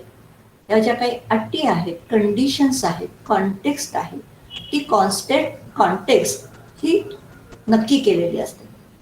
स्कोरिंग मगापासून म्हटलं तसं की स्कोरिंगची पद्धत आणि त्याचं इंटरप्रिटेशन कसं करायचं, त्याचे जे स्कोर्स आलेले आहेत ते we go into the म्हणजे नॉर्म्स आपण त्याचे बघतो. बहुतेक सगळ्यांना आता नॉर्म्स माहिती आहेत. मीन, स्टँडर्ड डेव्हिएशन याचा वापर करून आपण त्यांचे स्टँडर्ड स्कोअर्स करतो, पर्सेंटाईल रँक्स करतो, कॅटेगरीज करतो आणि ह्याप्रमाणे त्याचं इंटरप्रिटेशन कसं करायचं ते ठरवत असतो. ते सुद्धा युनिफॉर्म असेल तर आपण त्याला स्टँडर्डाइज टेस्ट म्हणतो. म्हणून खाली आपण परत पॉईंट्स बघू. जनरल इन्स्ट्रक्शन्स और रॅपो बिल्डिंग. रॅपो बिल्डिंगमध्ये सुद्धा जरी अत्यंत इन्फॉर्मली त्या देत असू आपण सूचना किंवा माहिती सुद्धा आपण इन्फॉर्मली सांगत असू, कन्सेंट सुद्धा आपण इन्फॉर्मली तशी इन्फॉर्मली शब्दात मागत असू, तरी सुद्धा ते सगळं युनिफॉर्म असतं, एकाच पद्धतीने केलेलं असतं. आणि म्हणून रॅपो बिल्डिंगमध्ये सुद्धा खूप शब्दांची इकडे तिकडे नाही करतायत. जो मूळ टिकवायचा असतो, जो मेंटल सेट तयार करायचा असतो तो सारखाच यावा लागतो. थोडं उदाहरण घेऊ. मी शाळेच्या ह्याच्यात अनेक वेळेला टेस्टिंग केलेलं आहे, त्याच्यामुळे त्याच्याविषयी जास्त सांगायला मला बरं वाटेल. शाळेमध्ये समजा आपण एखाद्या काय पर्सनॅलिटीची टेस्ट दिली, 40 मुलं बाकावर बसलेली आहेत आणि ती आपापली टेस्ट सोडवत आहेत, कारण एका ठिकाणी आयटेम्स आणि दुसऱ्या ठिकाणी रिस्पॉन्सेस. आता हे करत असताना मुलांनी एकमेकांशी बोलायचं नाही, त्यांनी एकमेकांची काय उत्तरं पाहायची नाही, एकमेकांचे विचार घ्यायचे नाहीत. तर आपल्याला एका विशिष्ट पद्धतीचे सूचना द्याव्या लागतात आणि त्या सूचना या स्टँडर्डाइज किंवा प्रमाणित केलेल्या असतात, ठराविक असतात, युनिफॉर्म असतात. Way of administration of a test म्हणजे ॲडमिनिस्टर कसं करायचं, तर मटेरियल त्या आयटेम्स करता वापरलेलं जे आहे ते युनिफॉर्म असतं. त्यांना दिलेला वेळ जो असतो तो पण कंट्रोल केलेला असतो. ॲबिलिटी टेस्टमध्ये तर time is very perfectly followed. 1 मिनिटात म्हणजे 1 मिनिटात ते रिस्पॉन्सेस देऊन संपलंच पाहिजे. पर्सनॅलिटीच्या बाबतीत ते इतकं कडक धरत नाहीत, कारण प्रत्येकाचा वाचनाचा वेग, विचार करण्याचा वेग हा थोडा थोडा वेगळा असतो. पण तरी सुद्धा टाइम स्लॉट काहीतरी दिलेला असतो की ही टेस्ट साधारणपणे 20 मिनिटात संपेल. मग कुणाची कदाचित 20ची 25 होतील, पण म्हणून 40 मिनिटापर्यंत आपण थांबत नाही किंवा त्याला काही अडचण येते का पाहिलं जातं. तर त्यामुळे कुठल्या वेळेला वेळ महत्वाचा धरायचा, कुठल्या वेळेला थोडा फ्लेक्झिबल धरायचा, हेही आपण ठरवलेलं असतं. त्याची सूचना असते त्या मॅन्युअलमध्ये टेस्टच्या मॅन्युअलमध्ये हे सगळं लिहिलेलं असतं. आणि म्हणून we have to study the manual very critically, very thoroughly आणि अंडरस्टँड इट व्हेरी परफेक्टली. पण त्याशिवाय आपण ते यूज नाही करू शकत. ओरल इन्स्ट्रक्शन्स ह्या जवळजवळ तोंडपाठ असतात. प्रत्यक्षात जरी वाटल्या की आपण न बघता देतोय बरं का, तरी सुद्धा ते इतकं बसलेलं असतं की त्या पद्धतीने त्या सूचना आपोआप जायला लागतात आणि त्या स्टोनमध्ये जातात, त्या शब्दांमध्ये जातात, ते पॉजेस तसेच असतात. म्हणून व्हर्बल आणि नॉन व्हर्बल पॅटर्न्स जे असतात ते सुद्धा तेच ठेवले जातात. आणि ह्यासाठी कुठल्याही टेस्टचं हे ट्रेनिंग द्यावं लागतं आणि घ्यावं लागतं. बऱ्याच टेस्ट जेव्हा विकल्या जातात, जेव्हा या एजन्सीज विकतात, तेव्हा ट्रेनिंगचा आग्रह धरला जातो तो यासाठी की ट्रेनिंग हे घेतलंच पाहिजे. You have to undergo that particular situation, you have to solve the test first and then only you can give to others. कारण ते जेव्हा आपण घेतो तेव्हा आपण त्याच्यातून गेलेलो असतो, आपली मेंटल प्रोसेस ती गेलेली असते, आपण काय विचार केला, कुठे अडचण आली हे पाहिलेलं असतं. आणि म्हणून ट्रेनिंगमध्ये प्रिलिमिनरी डेमॉन्स्ट्रेशन असतं की ज्या ठिकाणी आपण टेस्ट सोडवतो, दुसऱ्या ट्रेनरनी ती दिलेली असते. हँडलिंग द क्वेरीज, आपण आपल्या शंका सगळ्या विचारून घेतो आणि ह्या शंकांना त्यांनी कशी उत्तरं दिली आणि आपल्याला काय उत्तरं द्यावी लागतील हे सुद्धा निश्चित करावं लागतं. त्यासाठी पुन्हा मॅन्युअल दिलेलं असतं, फ्रिक्वेंटली आस्क क्वेश्चन्स असतात आणि मग मॅन्युअलमध्ये स्कोरिंग प्रोसिजर दिलेली असते, नॉर्म्स दिलेले असतात. नॉर्म्सबद्दल मी पुन्हा आता इतकं वर्णन करत नाही, पण तुम्ही शंकांमध्ये तुमची शंका विचारू शकाल. नॉर्म्समध्ये आपण म्हटलं तसं की नॉर्मल प्रॉबॅबिलिटी कर्वमध्ये ते सगळं सॅम्पल बसतंय का नाही हे पाहिलं जातं. त्यांचे मीन, मोड, मीडियन मधलं मीन आणि स्टँडर्ड डेव्हिएशन हे पकडून स्टँडर्ड स्कोअर्समध्ये रूपांतर होतं आणि मग त्याच्यापासून आपण एखाद्या इंडिव्हिज्युअलची पोझिशन त्या सॅम्पलमध्ये आणि पर्यायाने पॉप्युलेशनमध्ये काय असणार आहे ह्याचं इंटरप्रिटेशन करतो. आणि मग इंटरप्रिटेशन प्रोसिजरमध्ये काय कमी आहे, काय जास्त आहे, काय कुठल्या लेव्हलचं आहे, काय या माणसाने करावं म्हणजे चांगलं होईल, कुठे त्याला अडचण येऊ शकते, या प्रकारचं इंटरप्रिटेशन आपण त्या रिपोर्टचं फॉर्मॅट दिलेलं असतं त्या फॉर्मॅटमध्ये आपण देतो. तर अशी सगळी ही स्टँडर्डाइज किंवा नॉन स्टँडर्डाइज टेस्टमधले फरक आहेत. आणि असे 2 कॅटेगरीज म्हणण्यापेक्षा सुद्धा आपण नॉन स्टँडर्डाइज टेस्टकडून हळूहळू स्टँडर्डायझेशनकडे किंवा स्टँडर्डाइज टेस्टकडे येत असतो. पुढची स्लाइड. अर्थातच याचे बेनिफिट्स काय आहेत वगैरे. तर फॉर्मल टूल्स आणि विशेषतः स्टँडर्डाइज टूल्समध्ये मी असं म्हणेन की त्याच्यात डेफिनेशन्स पक्क्या असतात. मग अशी वनिता त्यांनी सांगितलं ना की variables you have to define the variable. The definition, the description of the variable is very uniform. ते अगदी चरवित चरवण करून ते काढलेलं असतं, ते नक्की केलेलं असतं. 10 सायकॉलॉजिस्ट त्याच्यासाठी बसलेले असतात आणि मग ती डेफिनेशन त्या क्लायंट बरोबर डिस्कस होऊन डेफिनेशन ठरलेली असते. तर अशा डेफिनेशन्स ठरणं आणि त्या मॅन्युअलमध्ये असणं, त्याच्या पाठीमागे असलेली मॉडेल्स लिहिणं, थिअरी आणि मॉडेल बेस्ड कुठले मॉडेल वापरलेलं आहे, या सगळ्या गोष्टी नक्की झालेल्या असतात. ऑब्जेक्टिव्ह असते, मी म्हटलं तसं की विशिष्ट पद्धतीनेच त्याचे प्रश्न येतात, आयटेम्स येतात आणि त्याच्या रिस्पॉन्सेस देण्याची पद्धत सुद्धा ही युनिफॉर्म असते. मग ती म्हणजे फक्त 2 कॅटेगरीज असेल, 4 कॅटेगरीज असतील, 7 पॉईंट रेटिंग असेल, 10 पॉईंट रेटिंग असेल, कदाचित कॅटेगरीजमध्ये विशिष्ट पद्धतीने त्यांना डिस्ट्रीब्यूट करणं असेल, तर अशा अनेक पद्धती आहेत, पण ती युनिफॉर्म असते. मग स्टँडर्डाइज टेस्टमध्ये ही टेस्ट रिलायबल आहे की नाही, विश्वसनीय आहेत का नाही याचे रिझल्ट येतील ते हे पाहण्यासाठी सुद्धा खूप काम केलेलं असतं. इंटरनल टेस्ट कन्सिस्टन्सी किंवा कन्सिस्टन्सी ऑफ द टेस्ट हे पाहिलेलं असतं. पॅरलल फॉर्म बघितले असतात, अल्टरनेट आयटेम्स दिलेले आहेत आणि ते सगळे एकमेकांशी जुळतात का, किंवा एका कॅटेगरीमध्ये काही आयटेम्स आहेत तर ते सगळे एकमेकांशी जुळणारे आहेत ना, ते वेगळ्या कॅटेगरीपेक्षा नक्की वेगळे येत आहेत ना.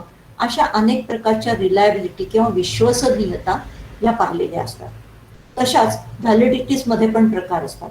इतर टेस्टच्या बरोबर ही टेस्ट किती मॅच होते आहे हे इतरांच्या रिस्पॉन्सेसवरून ठरवणं.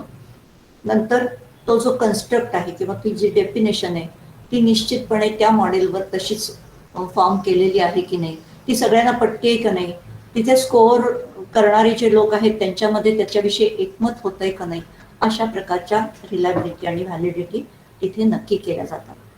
इथे एक आलं नाही ते म्हणजे चेक्स पण काही वेळेला दिलेले असतात आणि जे फेकिंग पॉसिबल आहे लिमिटेशनमध्ये दिले की काही वेळेला लोक मुद्दाम मिसलीड करतात. चुकून असं होतं की एकाच पद्धतीने रिस्पॉन्सेस दिले जातात, सगळे येस येस येस वर येतात किंवा सगळे मधल्या कॅटेगरीवरती येतात, असे रिस्पॉन्स येत असतात. तर या सगळ्या गोष्टी अवॉइड व्हाव्यात, टाळता याव्यात यासाठी काही चेक्स दिलेले असतात आणि स्टँडर्डाइज टेस्टमध्ये हे चेक्स नक्की असावेच लागतात आणि ते तपासले जातात. How far this answer sheet is reliably solved हे पाहिलं जातं आणि मगच ती आन्सर शीट मान्य केली जाते, असंही होतं. या सगळ्यामुळे बेनिफिट काय होतो तर इकॉनॉमी ऑफ टाइम. सारखा विचार नाही करायला लागत, आपल्यालाच इंटरप्रिट करत बसायला लागत नाही, आपल्या स्कोअर करत बसायला लागत नाही, कारण पद्धती ठरल्या जातात. पद्धती ठरलेल्या असल्यामुळे त्या पद्धतीने केल्यामुळे ऑब्जेक्टिव्हिटी राहते, स्टँडर्डाइज राहतात, सगळ्यांच्या मते त्या पद्धती अप्रूव्ह झालेल्या असतात आणि म्हणून एकाच प्रकारची फाइंडिंग्स एका टेस्टवर येऊ शकतात. कुणीही ती टेस्ट दिली तरी तशाच प्रकारची फाइंडिंग्स त्या व्यक्तीच्या बाबत येणं हा त्यातला महत्त्वाचा निकष आहे, क्रायटेरियन आहे. तर याची काही लिमिटेशन्स पण आहेत.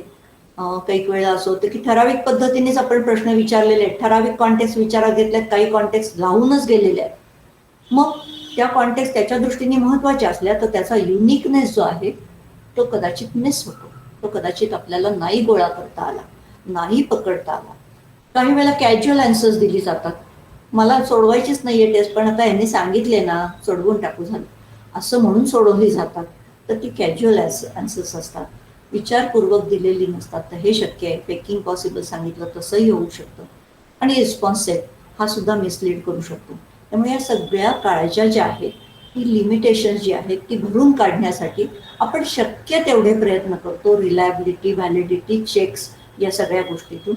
आणि तरीसुद्धा स्टँडर्डाइज टेस्ट ही अनेक ठिकाणी अनेक हजारो लोकांवर आणि मगाशी म्हटलं तसं सॅम्पलिंग पद्धतीने दिली असल्यामुळे त्याचे मीन स्टँडर्ड डेव्हिएशन हे खूप महत्त्वाचे असतात आणि त्याच्या आधारावर जी एखाद्या इंडिव्हिज्युअलची पोझिशन पाहिली जाते ती पोझिशन आपल्याला फार चांगल्या पद्धतीने निश्चित करता येते. पुढच्या स्लाइडवर जाऊया. आता इथे म्हटलं तसं मी आता हे पुन्हा सगळं सांगत नाही, पण त्या लिमिटेशन्स आपल्याला जर सांभाळायच्या असतील, जे आता आपण जे प्रोजेक्ट हातात घेतले त्याच्यात कराव्या लागणार आहे. रॅपो बिल्डिंग हे कदाचित आणखीन सुद्धा थोडंसं नीट करावं लागेल. युनिफॉर्म तर असेलच, पण कदाचित त्या पलीकडे सुद्धा काही इन्फॉर्मॅलिटी बाळगण्यासाठी थोडंसं करावं लागेल. प्रत्यक्ष टेस्टमधलं रॅपो बिल्डिंग आणि त्याच्या आधीचं रॅपो बिल्डिंग हे थोडंसं वेगळं असू शकतं. मात्र खूप परिचय करून घ्यायचा किंवा अजिबातच ओळख नाही असं मात्र टाळलं जातं. साधारण ओळख आहे आणि मग आपण ते टेस्ट सोडवून घेतो आहोत, अशा पद्धतीचं पोझिशन असेल. या सगळ्या काळामध्ये टेस्ट सोडवताना त्यांचं ऑब्झर्वेशन आणि ते ऑब्झर्वेशन लिहून घेणं हे खूप महत्त्वाचं असणार. म्हणूनच those test are always supervise test. Inventory दिली, क्वेश्चनर दिली, तरी सुद्धा वी आर सुपरवायझिंग देम. बाय ते नीट सोडवत आहेत का, कसेही टिकमार्क देत आहेत, इकडे तोंड केल्याने तिकडे टिकमार्क चाललेली आहे का, एक रिस्पॉन्स सेट बसलाय त्या पद्धतीने करतायत. अर्थात आपल्याला दरवेळेला अडवताच येतं असं नाही, ते आपल्याला बघावं लागतं की अडवलेलं चालणार आहे का नाही हे विचारून घ्यावं लागतं. तर मात्र त्यावेळेला त्यांनी विचारलेले प्रश्न, त्यांना आलेल्या अडचणी, त्यांचं थबकले, पण एखाद्या प्रश्नाजवळ जास्त थबकले, एखादा प्रश्न पटकन सोडवला, या सगळ्या गोष्टी आपल्याला जेवढ्या ऑब्झर्व करता येतील, जेवढ्या लिहून घेता येतील, तेवढ्या त्या ॲडमिनिस्ट्रेटरनी किंवा सुपरवायझरनी ह्या नोंद करून घ्यायच्या असतात. त्याला म्हणतात गुड मॉनिटरिंग.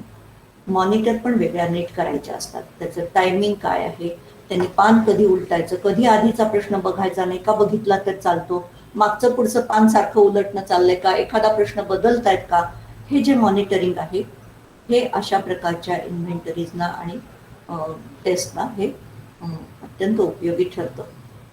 Instruction set. आता म्हटलं तसं कुठल्या भाषेत इन्स्ट्रक्शन द्यायच्या, म्हटलं तर ग्रामीण भाषेतून आपल्याला काही वेळेला बोलावं लागणार आहे का, असं सुद्धा ठरवावं लागतं. पण तरी सुद्धा युनिफॉर्म जे सांगितलेले त्याच्यात खूप बदल होता कामा नये, हे पथ्यही पाळावं लागतं. मराठी आहे, इंग्लिश आहे, ह्याही पलीकडे जाऊन लोकल लँग्वेज आहे का, त्याच्यात कुठला शब्द खटकला, त्याच्यात कुठला शब्द अडला, त्याच्यात शब्दाचा वेगळा काही अर्थ होत नाही ना, हे सगळं आपल्याजवळ नोंदून ठेवायला लागतं. एक इन्स्ट्रक्शनल सेट पण तयार करायला लागतो की त्यांनी रिस्पॉन्सेस याच पद्धतीने द्यायचे आहेत आणि त्या पलीकडे काही करायचं नाही, सगळे प्रश्न सोडवायचे आहेत. शक्यतो बरोबर आपलं जे काही उत्तर आहे, बरोबर उत्सुक नाही म्हणत आपण, जे आपलं उत्तर आहे तेच द्यायचं आहे, हेही करावं लागतं. आणि मग केअरफुल इंटरप्रिटेशन आणि किती सेटिंग द्यायची ती टेस्ट सोडवताना, एकाच सेटिंगमध्ये झालं पाहिजे का 2-3 सेटिंग चालू शकतात, किती पॉझेसनी चालतील, आज आणि उद्या द्यायचंय का आज तासाभराच्या विश्रांतीनंतर पुन्हा देऊ शकता, वगैरे वगैरे. या सगळ्या गोष्टींचा विचार ॲडमिनिस्ट्रेटरला करावा लागतो आणि ह्या सगळ्या काळज्या मात्र घ्याव्या लागतात. आणि तशीच दुसरी काळजी मगाशी म्हटली तशी मोठी, एथिकल कन्सिडरेशन्स. हे सगळं करताना आपण त्या माणसाची कन्सेंट घेतली आहे ना. वनिताताईंनी खूप चांगलं वर्णन मगाशीच केलेलं आहे की इन्फॉर्म कन्सेंटमध्ये आपल्या प्रोजेक्टची माहिती, त्याचा काय उपयोग होणार आहे, ते कोणापर्यंत पोहोचणार आहे, त्याचे कुठेही रिझल्ट कोणाला आपण सांगणार नाही आहोत, त्याची अनॉनिमिटी कायम ठेवणार आहोत, त्या टेस्टचं मटेरियल तुम्ही कुणाला सांगणार नाहीत याची खात्री करून घेणं, त्याच्यातले कुठलेही प्रश्न फोडू नका सांगणं, वगैरे. ह्या ज्या काही गोष्टी आहेत ह्या आपल्याला तिथे प्रत्येक कॅन्डिडेटच्या कानावर गेल्या पाहिजेत, त्यांनी त्या पाळल्या पाहिजे. म्हटलं तर तशी ओथ अगदी नसली तरी त्या कन्सेंटवर सही केली पाहिजे. त्याला कळत नसेल, तो वाचत नसेल, तर दुसऱ्या वाचून दाखवणाऱ्याने पण त्याची साक्षीदार म्हणून सही केली पाहिजे. अशा अनेक गोष्टी. किंवा लहान मूल असेल, काय म्हणू आपण, ते अजून 16 वर्षाच्या वर नाही, 18 वर्षाच्या वर नाही, तर आपल्याला पेरेंट्सना त्यांच्याबरोबर ते घ्यावं लागतं आणि त्यांचीही कन्सेंट आणि याचीही कन्सेंट, अशा दोन्ही कन्सेंट ठेवायला लागतात. तर ह्या खूप महत्त्वाच्या गोष्टी आहेत. आणि कन्सेंट इन्फॉर्म अशासाठी म्हणायचं की सर्व प्रकारची कल्पना त्याला नीट दिलेली आहे की तुम्ही टेस्टमधले कुठलेही प्रश्न शक्यतो सगळे प्रश्न सोडवा, पण एखाद दुसरा प्रश्न तुम्हाला नाही द्यावासा वाटला तर त्याचं प्लीज कारण विचारात घेऊन मगच टाळा, पण शक्यतो असं करू नका. कारण आपल्याला कुठली सक्ती करता येत नाही, कुठलाही फोर्स कॅन्डिडेटवर होता कामा नये. किंबहुना इथे मी आता खूप लिहिलं नाही, व्हल्नरेबिलिटी, एकाच ऑफिसचे लोक आहेत आणि त्यांच्या बॉसने सांगितलं हे सोडवायचं, त्याशिवाय यायचं नाही. That is vulnerability. त्यांना ते मान्य करावं लागलं म्हणून it is forced on them, आणि हे कधी होऊ देत नाही, विशेषतः काही विशिष्ट ट्रायल्समध्ये. दुसरं आपण म्हटलं कॉन्फिडेन्शियालिटी. सगळं गोपनीय राहिलंच पाहिजे, कारण नाहीतर वर्षानुवर्ष कष्ट करून जी कन्स्ट्रक्ट केलेली टेस्ट आहे, आज सुचरितातेने तुम्ही विचारलं तर साधारणपणे 3 वर्ष लागले ते टेस्ट आम्हाला सगळी स्टँडर्डाईज करायला. त्याच्यापूर्वी उषाताई खिरंदीच्या काही स्ट्रक्चर ऑफ इंटेलेक्ट मॉडेलवरती 120 टेस्ट तयार केल्या, वनिताताई त्याच्यात होत्या, आणि ती टेस्ट करायला तर आपल्याला 15 वर्ष लागलेली आहेत हे सगळं त्याचं प्रोसिजर पूर्ण व्हायला. त्याच्यामुळे अत्यंत कष्टपूर्वक या टेस्ट तयार केलेल्या असतात, विशेषतः ॲबिलिटीच्या आणि मग पर्सनॅलिटीच्या सुद्धा. तर ह्या टेस्ट ह्या कुठेही फोडल्या जाऊ नयेत, त्यातलं कुठलाही गोपनीय भाग बाहेर जाऊ नये, ही काळजी खूप घ्यायला लागते. विशेषतः स्कोअरिंग की तर अजिबात फुटता कामा नये. तर ह्या सगळ्या काळज्या घ्यायला लागतात. अनॉनिमिटी, त्या कॅन्डिडेटची अनॉनिमिटी ही आपल्याला फार महत्त्वाची असते. विशेषतः काही क्लिनिकल ट्रायल्समध्ये तर त्याच्यावर खूप लक्ष द्यावं लागतं. किंवा हा प्रत्येकाचा मान आहे, ही प्रत्येकाची सेल्फ एस्टीम आहे. मी तुमच्या रिसर्च करता प्रॉब्लेम तुमची टेस्ट सोडवली, पण म्हणून ही टेस्ट मी सोडवलेली आहे आणि ही माझी उत्तरं आहेत, ही माझी प्रोफाईल आहे, असं कुठेही जाता कामा नये. आणि म्हणूनच मी पहिल्यांदा जे सांगितलं की एकदा नाव कळल्यानंतर, नावाची लिस्ट झाल्यानंतर ती फक्त रिसर्चरकडे किंवा फक्त विशिष्ट व्यक्तींकडेच राहते आणि त्याच्यासाठी फक्त कोड नंबर वापरात येतात, त्याचा डेटा सुद्धा कोड नंबरनी भरला जातो. ही काळजी आपल्याला घ्यायला लागते. ऑनेस्टी, त्यांनी सगळी प्रश्नांची उत्तरं ही ऑनेस्टली दिलीत ना, मनापासून दिलेत ना, आणि प्रामाणिकपणे जी आहेत ती दिलेत ना, त्यांचा मास्क त्यांनी काढलाय ना, हे आपल्याला खूप बघावं लागतं. आणि ते सगळं आपल्या इन्स्ट्रक्शनल सेटवर, रॅपोर्ट बिल्डिंगवर खूप मोठ्या प्रमाणात अवलंबून असतं. त्याच्यामुळे ती साध्या वाटल्या तरी आपल्याला कुठेही त्याच्यात कंटाळा चालणार नाहीये. आणि शेवटचं केअरिंग, त्या व्यक्तीबद्दलचं केअरिंग. पुन्हा वनिताताईंनी सांगितलंच आहे, पण त्या व्यक्तीचा जो वेळ वाया जातो आपल्या रिसर्चमध्ये, त्याच्यातून त्यांना काहीच मिळणार नसतं. ते विचारतात आपल्याला काय मिळणार आहे मला ह्याच्यातून, कदाचित त्यांना काहीच नसतं मिळणार. ठीक आहे, ज्याचं त्यांनी घ्यावं, म्हणजे कदाचित त्यांना विचाराची पद्धत कळेल, पण आपण काहीही देत नाही त्याच्यासाठी. त्याला म्हटलं तर चुकीची पद्धत म्हणतात की कुठल्याही प्रकारचं त्यांना ऑफर करणं हे चुकीचं आहे.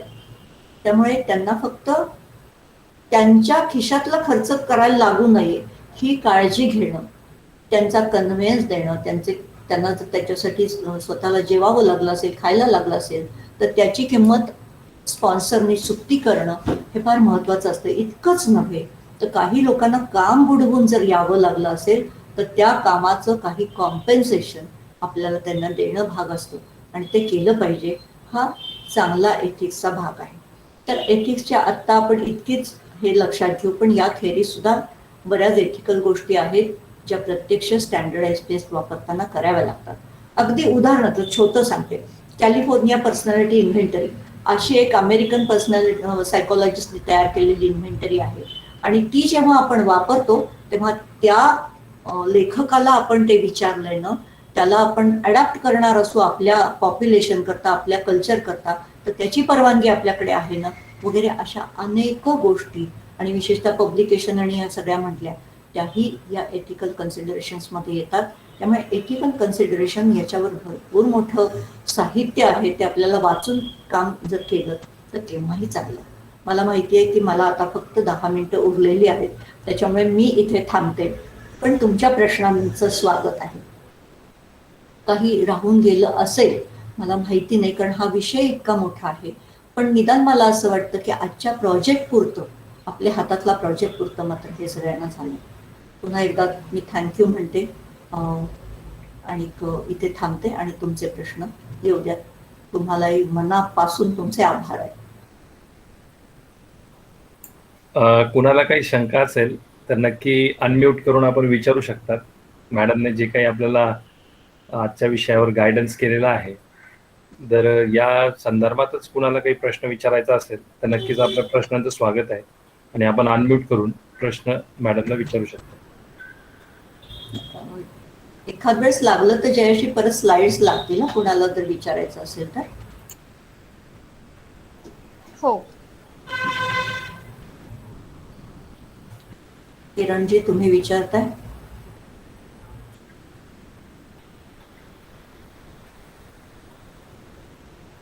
मॅडम, मला एक विचारायचं होतं तुम्हाला. हो हो. कधी कधी काही इन्फॉर्मेशन खूप कॉन्फिडेन्शियल असते आणि बऱ्याचदा जे क्वेश्चनेअर फिलअप करतात तेव्हा तिथे सुद्धा त्यांना त्यांचं नाव मेन्शन करायचं नसतं. मग अशा वेळेला आपण काय करू शकतो? म्हणून मी म्हटलं तसं जर पहिल्यापासूनच केलं असेल ना, कोडिंग हा फार महत्वाचा विषय आहे खरं तर, आणि अजूनही आपण ते तितक्या प्रमाणात नाही करत. ज्या क्षणी एक इंडिव्हिज्युअल रिसर्च करता येतो त्या क्षणी त्याला कोड केलं पाहिजे आणि त्याला सांगितलं पाहिजे, ॲश्युरन्स दिला पाहिजे की तुला कोड नंबर दिलाय, त्याच्यामुळे तुझा कोड नंबर तुझ्या नावाशी जो काही लिंकअप आहे तो फक्त माझ्यापाशी, आणि त्याची कुठेही वाच्यता होणार नाही याची मी ग्वाही देते. हवं तर तुला लिहून देते किंवा आमच्या एथिकल कन्सिडरेशनमध्ये तसं आहे, तेव्हा कृपया प्रामाणिकपणे उत्तर दे. तुझ्याशिवाय याची प्रोफाईल कुणालाही मिळणार नाही. Report is always individual right, तो कुणालाही द्यायचा नसतो, कंपनीला सुद्धा, ऑफिसला सुद्धा. त्यामुळे त्या त्या वेळेला तशा पद्धतीची बोलणी झालेली असतात, तसं कबूल करून घेतलेलं असतं ऑफिसकडनं. विशेषतः या प्रोजेक्टमध्ये सुद्धा आपण हे केलेलं आहे, कारण ती प्रोफाईल दुसऱ्याच्या हातात पडणं हा नेहमीच अत्यंत गंभीर गोष्ट होऊ शकते. म्हणून आपण नाही करायचं ते, आणि त्याला कोड नंबर देऊन ते प्रश्न सोडवता येतो बऱ्याच वेळेला. Thank you ma'am.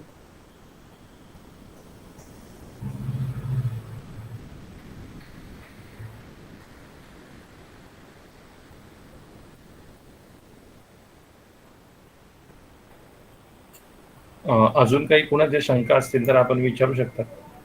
सर, मला एक प्रश्न विचारायचा होता मॅडमना. सोनाली कदम बोलतो ना. हो सर. नमस्कार मॅम. मॅम, मला हे विचारायचं होतं की आपण जे डिक्लेरेशन घेतो किंवा कन्सेंट घेतो, तर साधारणतः क्वेश्चनेअरच्या बाबतीत डिक्लेरेशन ते सुरुवातीला द्यावं किंवा काय, म्हणजे योग्य काय असतं? हो, डिक्लेरेशन सायमल्टेनियसली द्यावं असंच माझं म्हणणं आहे. कारण डिक्लेरेशन, आता दोन गोष्टी वेगळ्या आहेत, कन्सेंट वेगळी आणि डिक्लेरेशन वेगळं.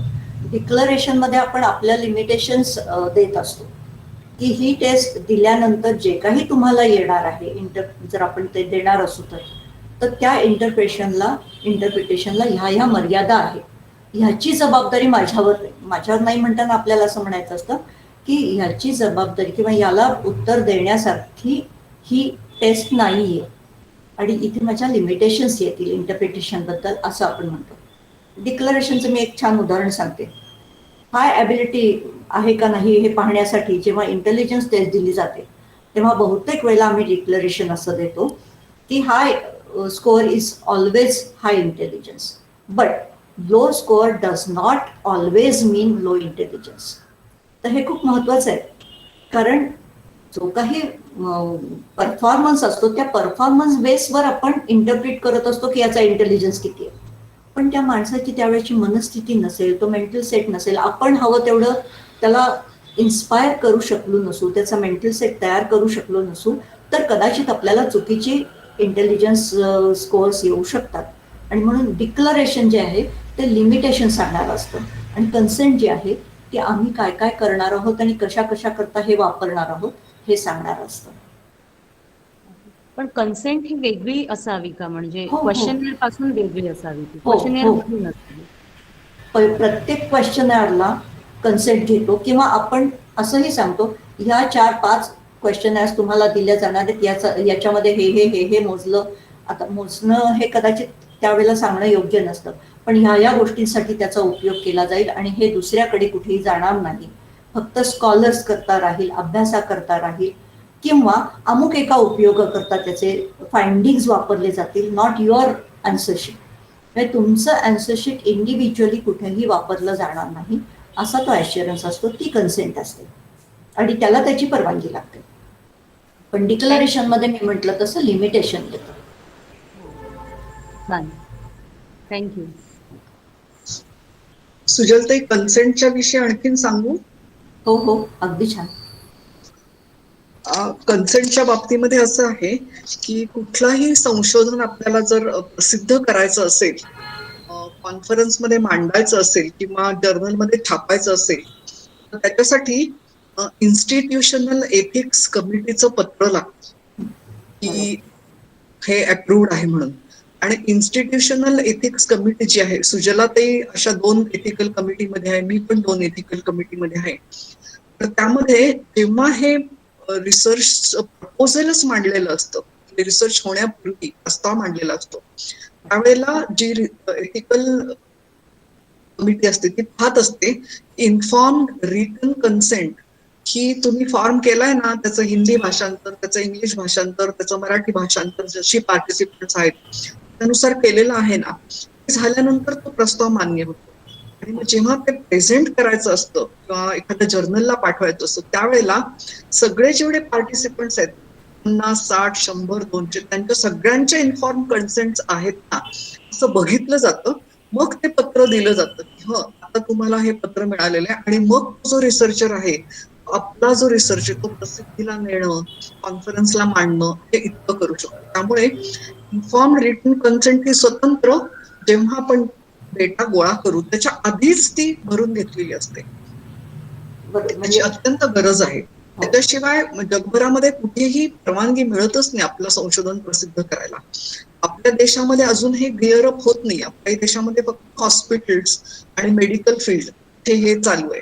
सोशल सायन्सेस मध्ये अजून ते नाहीये, परंतु त्याचा पण आग्रह आपण करायला पाहिजे. धन्यवाद वंदिता, ते खूप महत्वाचा पॉइंट म्हटलं तर राहिला होता. पण टाटा इन्स्टिट्यूटमध्ये सोशल सायन्सेसची अशी पद्धत आहे आणि प्रबोधिनीत पण पहिल्यांदा हे प्रपोजल रिसर्च कमिटी पुढे येतं, त्यांच्याकडनं मेथोडॉलॉजीमध्ये काही ग्रॅप्स नाहीत ना वगैरे हे सगळं पाहिलं जातं आणि त्याच्यानंतर IEC म्हणजे एथिक्स कमिटी पुढे येतं आणि मग एथिक्स कमिटी ही सगळे ताऊन सुलाखून बघून घेतले जातात, टिकमार्क केले जातात की हे झालंय, ते झालंय, ते झालंय आणि अमुक एक राहिलं असेल तर त्याची सूचना केली जाते आणि मगच तो रिसर्च पुढे असतो. पण आता आपण फक्त कॅन्डिडेट पुरतं एथिकल कन्सिडरेशन पाहिलं, पण ह्या पलीकडे पब्लिकेशन, रिसर्च कमिटी, इन्स्टिट्यूशनल म्हणजे या डेटा पब्लिश करताना इन्स्टिट्यूशनच्या हेडची पण परवानगी लागते. ह्या सगळ्या गोष्टी या खूप एथिकल पाळायला लागतात. कुठलाही डेटा आपल्या घरी नेता येत नाही, तो ऑफिसमध्येच राहावा लागतो. तो बाहेर नेताना म्हणजे विशेषतः IT च्या लोकांना ह्यातली कल्पना असेल की कुठलाही डेटा कुठेही फुटत नाही, बाहेर नेला जात नाही, त्याचा गैरवापर होत नाही. या सगळ्या काळज्या घेणं हे फार आवश्यक असतं. इवन ऑनलाईन टेस्ट आता का होत नाही किंवा होताना काय काळजी घ्यावी लागते, तर पहिली गोष्ट की कुठेही लीक होणार नाही ना, सायबर क्राईमचा काही धोका नाही ना, या सगळ्या गोष्टी बघून ते आपल्याला करायला लागतं. म्हणून मेन्सा ही जी संस्था आहे तिला अजूनही ऑनलाईन इंटेलिजन्स टेस्ट या मान्य नाहीत. ती पेपर पेन्सिल आणि सुपरवाइज्डच असावी लागते. म्हणून रिसर्च हा खूप काय म्हणू म्हटलं तर व्होलाटाईल भाग आहे, नाजूक भाग आहे आणि हा खूप सांभाळावा लागतो.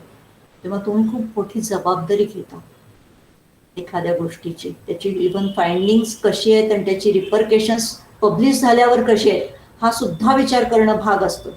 कित्येक मला वाटतं सायंटिफिक एक्सपेरिमेंट्स असे आहेत की ते नाही पब्लिश केले कारण एकूण सोसायटीच्या दृष्टीने ते डेंजरस ठरू शकतात.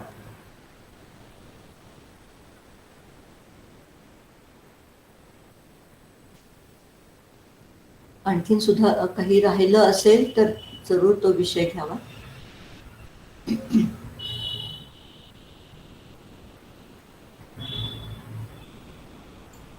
आय थिंक मॅडम आता कुणाचे प्रश्न बहुतेक नाहीयेत, कारण की कुणाचा हँडही रेज दिसत नाहीये.